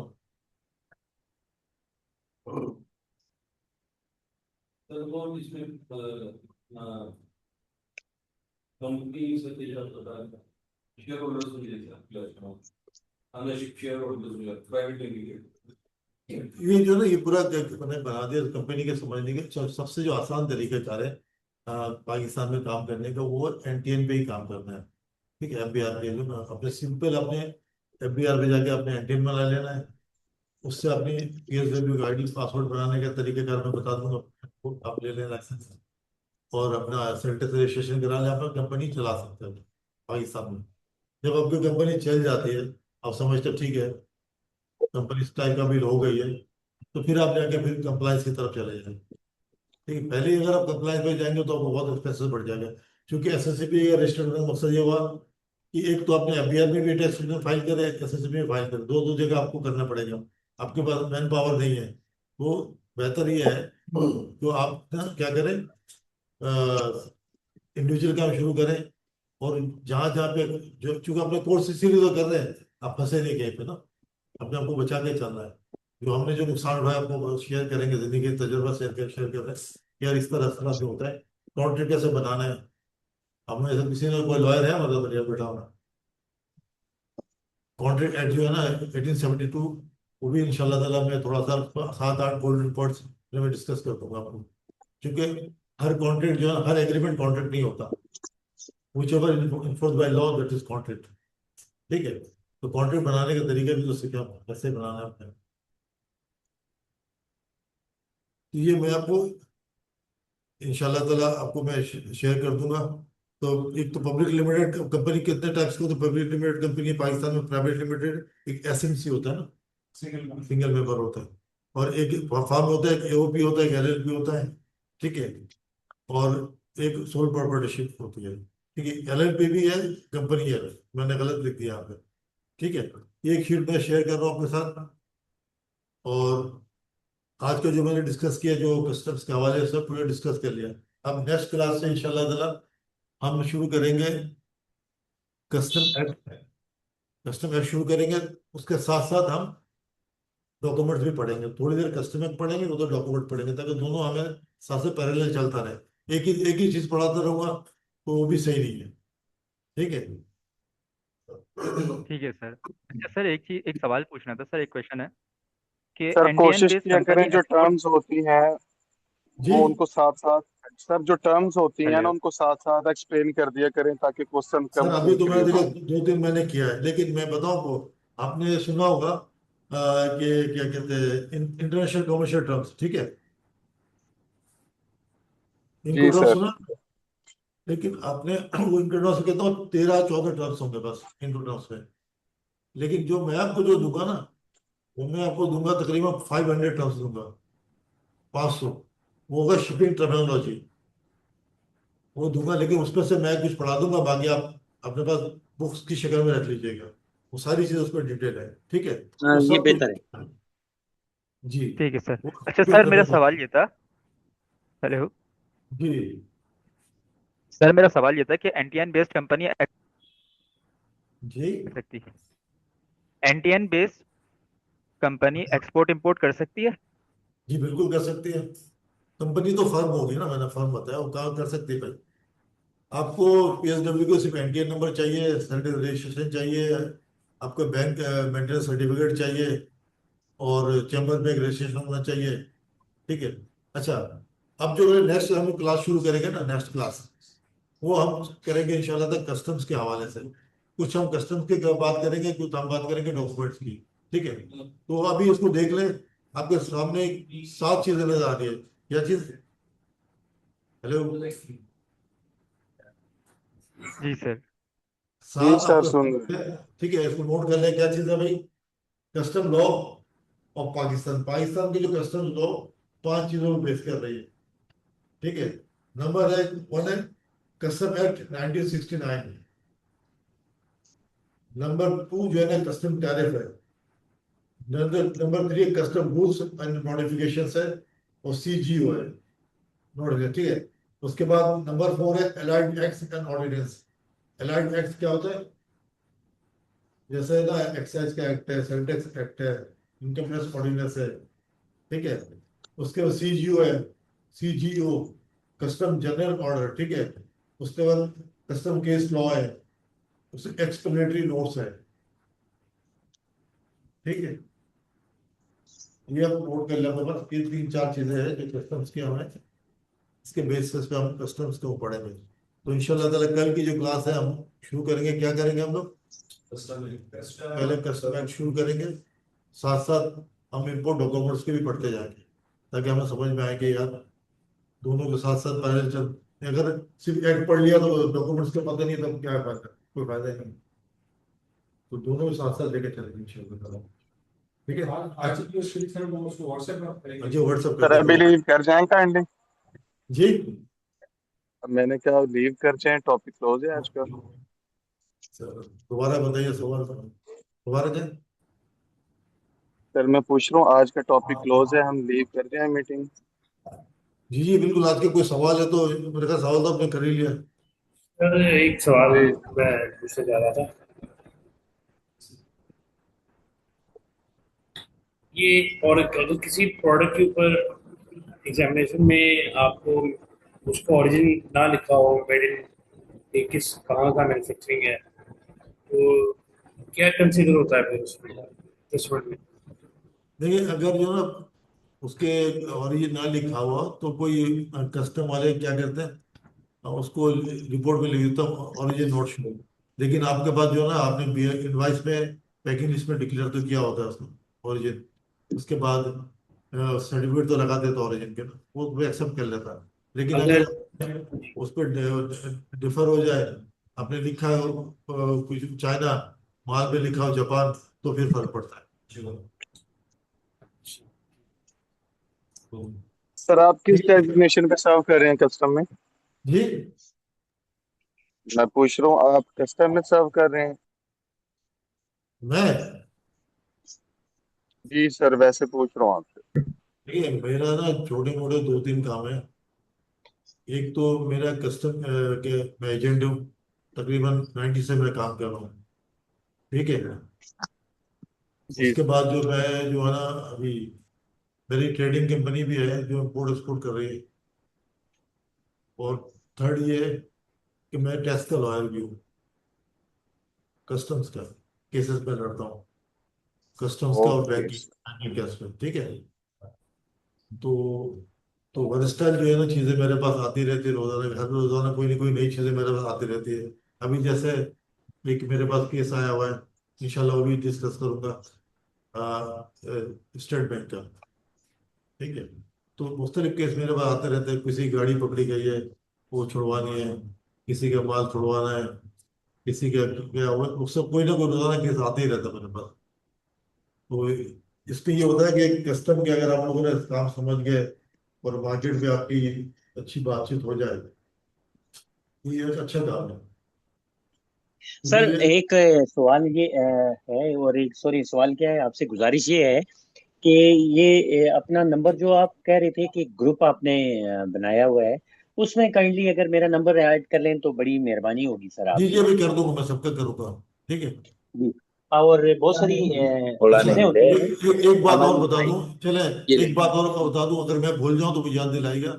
जो पहले दिन जो मैं क्लास शुरू करूंगा रोजाना, सबसे पहले उस दिन के अपडेट से मैं शुरू करूंगा, ये अच्छा रहेगा। हाँ हाँ हाँ, ऐसा ही क्लैपिंग जो करते हैं थोड़ा मेरे लिए यार, आपके लिए सोच रहा हूँ यार। है। किससे तो स्टार्ट किए रोजाना करेंगे के सर? हाँ, रोजाना के अपडेट अस्सलाम से शुरू, वालेकुम सर। वालेकुम सर सलाम, ताकि आप लोग अपडेट करें ना क्या हो गया है मार्केट में। सर असल में मैं नमाज के वक्त जब गया था ना तो मेरे से कुछ रिकॉर्डिंग मिस हो गई थी ना, तो मुझे ज़रा ये बता दें कि इसकी रिकॉर्डिंग वगैरह कुछ मिली जाएगी ताकि मैं जी जी अपना सब कवर कर सब लूँ। सब जी वो ग्रुप में डाल दें, और आपको जो मैं जो क्या कहते हैं उसको तो जो पिछली दे क्लास में देंगे। मेरे ख्याल से पिछली क्लास में रिकॉर्डिंग नहीं आई थी ना। नहीं जी, मिल जाएगी इंशाल्लाह तो। ठीक है, ओके, ग्रुप में ही बिल्कुल। आएंगी। जी ग्रुप में आ जाइए। सर मेरा नंबर ऐड कर दीजिएगा। ठीक है, ठीक और सर एक और चीज़ पूछनी है मुझे। है जी। सर ये पीसीडी का फुल फॉर्म क्या होता है? Pakistan custom tariff. Pakistan custom tariff, okay. और सर मुझे एक्सपोर्ट की एक चीज़ पूछनी थी कि हम एक्सपोर्ट में, अगर हम नई कंपनी है, हमने एंटी एफबीआर में रजिस्टर भी कर लिया अपने आप को, और हम एक्सपोर्ट कर रहे हैं, तो हम मतलब किस चैनल में वो होंगे? अभी तो देखिए, आपका जो एक्सपोर्ट में आपको जाएगा, उस पे रेड चैनल पे जाएगा, एग्जामिन होगा लाजमी। अच्छा, ठीक, लाजमी एग्जामिन होगा? होगा। एग्जामिन होगा, आपको एएनएफ भी होगा। क्या होगा? एएनएफ, एएनएफ, एएनएफ का full form? Anti narcotic force. और सर ये कस्टम का जो डेटा होता है वो कहीं से मिल सकता है? उससे मिलेगा। आपसे मिलेगा, ओके सर, मैं आपको हाँ, कांटेक्ट करता हूँ फिर। ठीक है। सलामकुम। आप बाहर से लेंगे तो आपको बहुत महंगा मिलेगा, मुझसे सस्ता मिलेगा। सलामकुम सर, मेरी आवाज़ आ रही है? आ गया, आ गया। सर मैंने ये पूछना है कि जो हाँ, ये मैं जो बताता हूँ। पीडीएफ नोट्स वगैरह हैं, ये अभी हमें मिलेंगे रिकॉर्डिंग के साथ जो आप हमें दिखा रहे होते हैं? जी, पीपीटी और ये नोट्स वगैरह जो आप हमें दिखा रहे जी होते जी, हैं, ये मैं भी मिलेंगे? ग्रुप पर डाल दूंगा, सब ग्रुप पर चल डाल चल, थैंक यू। दूंगा। चलिए जी, बहुत शुक्रिया। इंशाल्लाह बहुत शुक्रिया सर। बहुत ज्वाइन करें बहुत शुक्रिया सर। तो, हाँ, थोड़ा सा अच्छा, हमारी क्लास थोड़ी लंबी हो जाएगी। सर एक और चल सवाल है सर। अस्सलाम वालेकुम सर। सर जी जी, अस्सलाम वालेकुम सर। वालेकुम सलाम। अच्छा सर, मेरी एक सजेशन थी। मैंने अभी राय बशार साहब से भी एक कोर्स लिया था, तो उसमें जब क्लास के दौरान जो थी ना, उस सब की जो माइक थे वो अनम्यूट होते थे मैनेजमेंट की तरफ से। जब एंड में क्वेश्चन आंसर होते तो उस वक्त उसको एनेबल कर देते थे। क्योंकि अभी आप देख ले, हम तो बिल्कुल जो है ना कस्टम में बिल्कुल नए हैं, हमें कुछ भी नहीं पता। सर तो ये, आप मैं तो आपको आप जो मैं आपको जी बताऊं ना, असल में ये कोर्स है ना, ये जो वो ये थोड़ा डिफरेंट कोर्स है हमारा कस्टम का। तो जी ये एक तरह से मैं, हर इंसान के तरीका कुछ और था पढ़ाने का। मैं पढ़ाता नहीं हूँ, मैं सिखाता हूँ। जी मैंने पहले कहा है। तो इसीलिए अनम्यूट कर देता हूँ, किसी के दिमाग में कोई सवाल आता पूछ लेता, बेचारा से फायदा हो जाता, बाद में बंदा भूल जाए। और जब आखिर में अगर बैठो ना जवाब देने, तो ये सेशन बहुत लंबा हो जाएगा, पता है। हर कोई उसी वक्त पूछता तो 10 आदमी को फायदा हो जाता। मैं उस वक्त जवाब देता हूँ, देखता ऐसा हूँ ही कि इसी रेलेवेंट, इसके रेलेवेंट है ही नहीं, तो मैं जवाब देता हूँ तो फायदा हो जाता है। किसी ने आईजीएम को पूछा, मैंने आईजीएम को बता दिया। किसी ने वीआईआर को पूछा, मैं वीआईआर का बता दिया। साथ साथ मैंने वॉइस बता दिया। वो रेलेवेंट चीजें होगी ना, तो वो सब काम आ जाती है। आगे जा जब एक क्लास आगे बढ़ेगी तो सब फायदा करेगी आप। ठीक है, चलो ठीक है। ठीक है, बहुत शुक्रिया। सर चले जी, मेरा एक क्वेश्चन है कि एज एन एक्सपोर्ट, चलें लास्ट क्वेश्चन सर। जी जी जी, हेलो। जी जी, बोले। हाँ जी, मेरा एक क्वेश्चन है सर। एज एन एक्सपोर्टर जो हम जीडीओ का फाइल करते हैं। जब आपके पास लोडिंग प्रोग्राम आ जाए ना, कंटेनर का, अच्छा सीआर अच्छा। अच्छा, सीआरओ मिल मतलब जाए। कंटेनर और लोड करने से पहले करते हैं? हाँ जी, जी। लोड करने का, आपको जब सीआरओ हाथ में आएगा तो जीडी फाइल कर सकते हैं। ठीक है। चलें चलें, थैंक अगर यू जी। आपके पास कोई सर लाजमी सर बताइएगा, मैं आपके हाथ से करवा दूंगा काम। सर एक और सवाल है, ये सेक्शन 25A क्या है? ये सर, ये डिटर्मिनेशन ऑफ कस्टम वैल्यूज का है, ठीक है।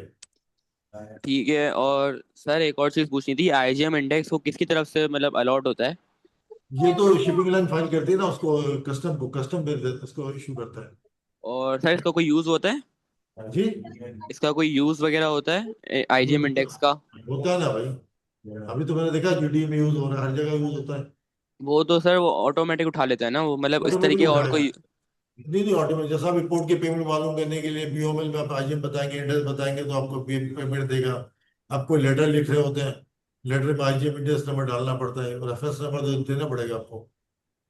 ओके ओके, थैंक यू ठीक है सर। भाई। अभी इंशाल्लाह ताला, अच्छा दूसरी एक बात और अनाउंसमेंट कर दूं मैं। मेरी कोशिश ये होगी कि आपका ना ऑन हैंड प्रैक्टिस में करा दूं, आपके हाथों से कोई शिपमेंट करा दूं, इंपोर्ट करवा दूं, कोई एक्सपोर्ट करवा दूं, कोई। उसके बाद कोशिश करूंगा कि आपकी भी विजिट भी करा दूं पोर्ट की ना, बिल्कुल ऐसा। कस्टम की विजिट करा दूं। कि लास्ट महीने जो क्लास हुई थी मेरी, इंपोर्ट वाली, इंपोर्ट, उसमें मैंने कोशिश की है कि हो गया। इस इंस्टीट्यूट की तरफ से पहली दफा ऐसा होगा कि मेरे आने से कि इनकी वैल्यू एडेड हो जाएगा इनको।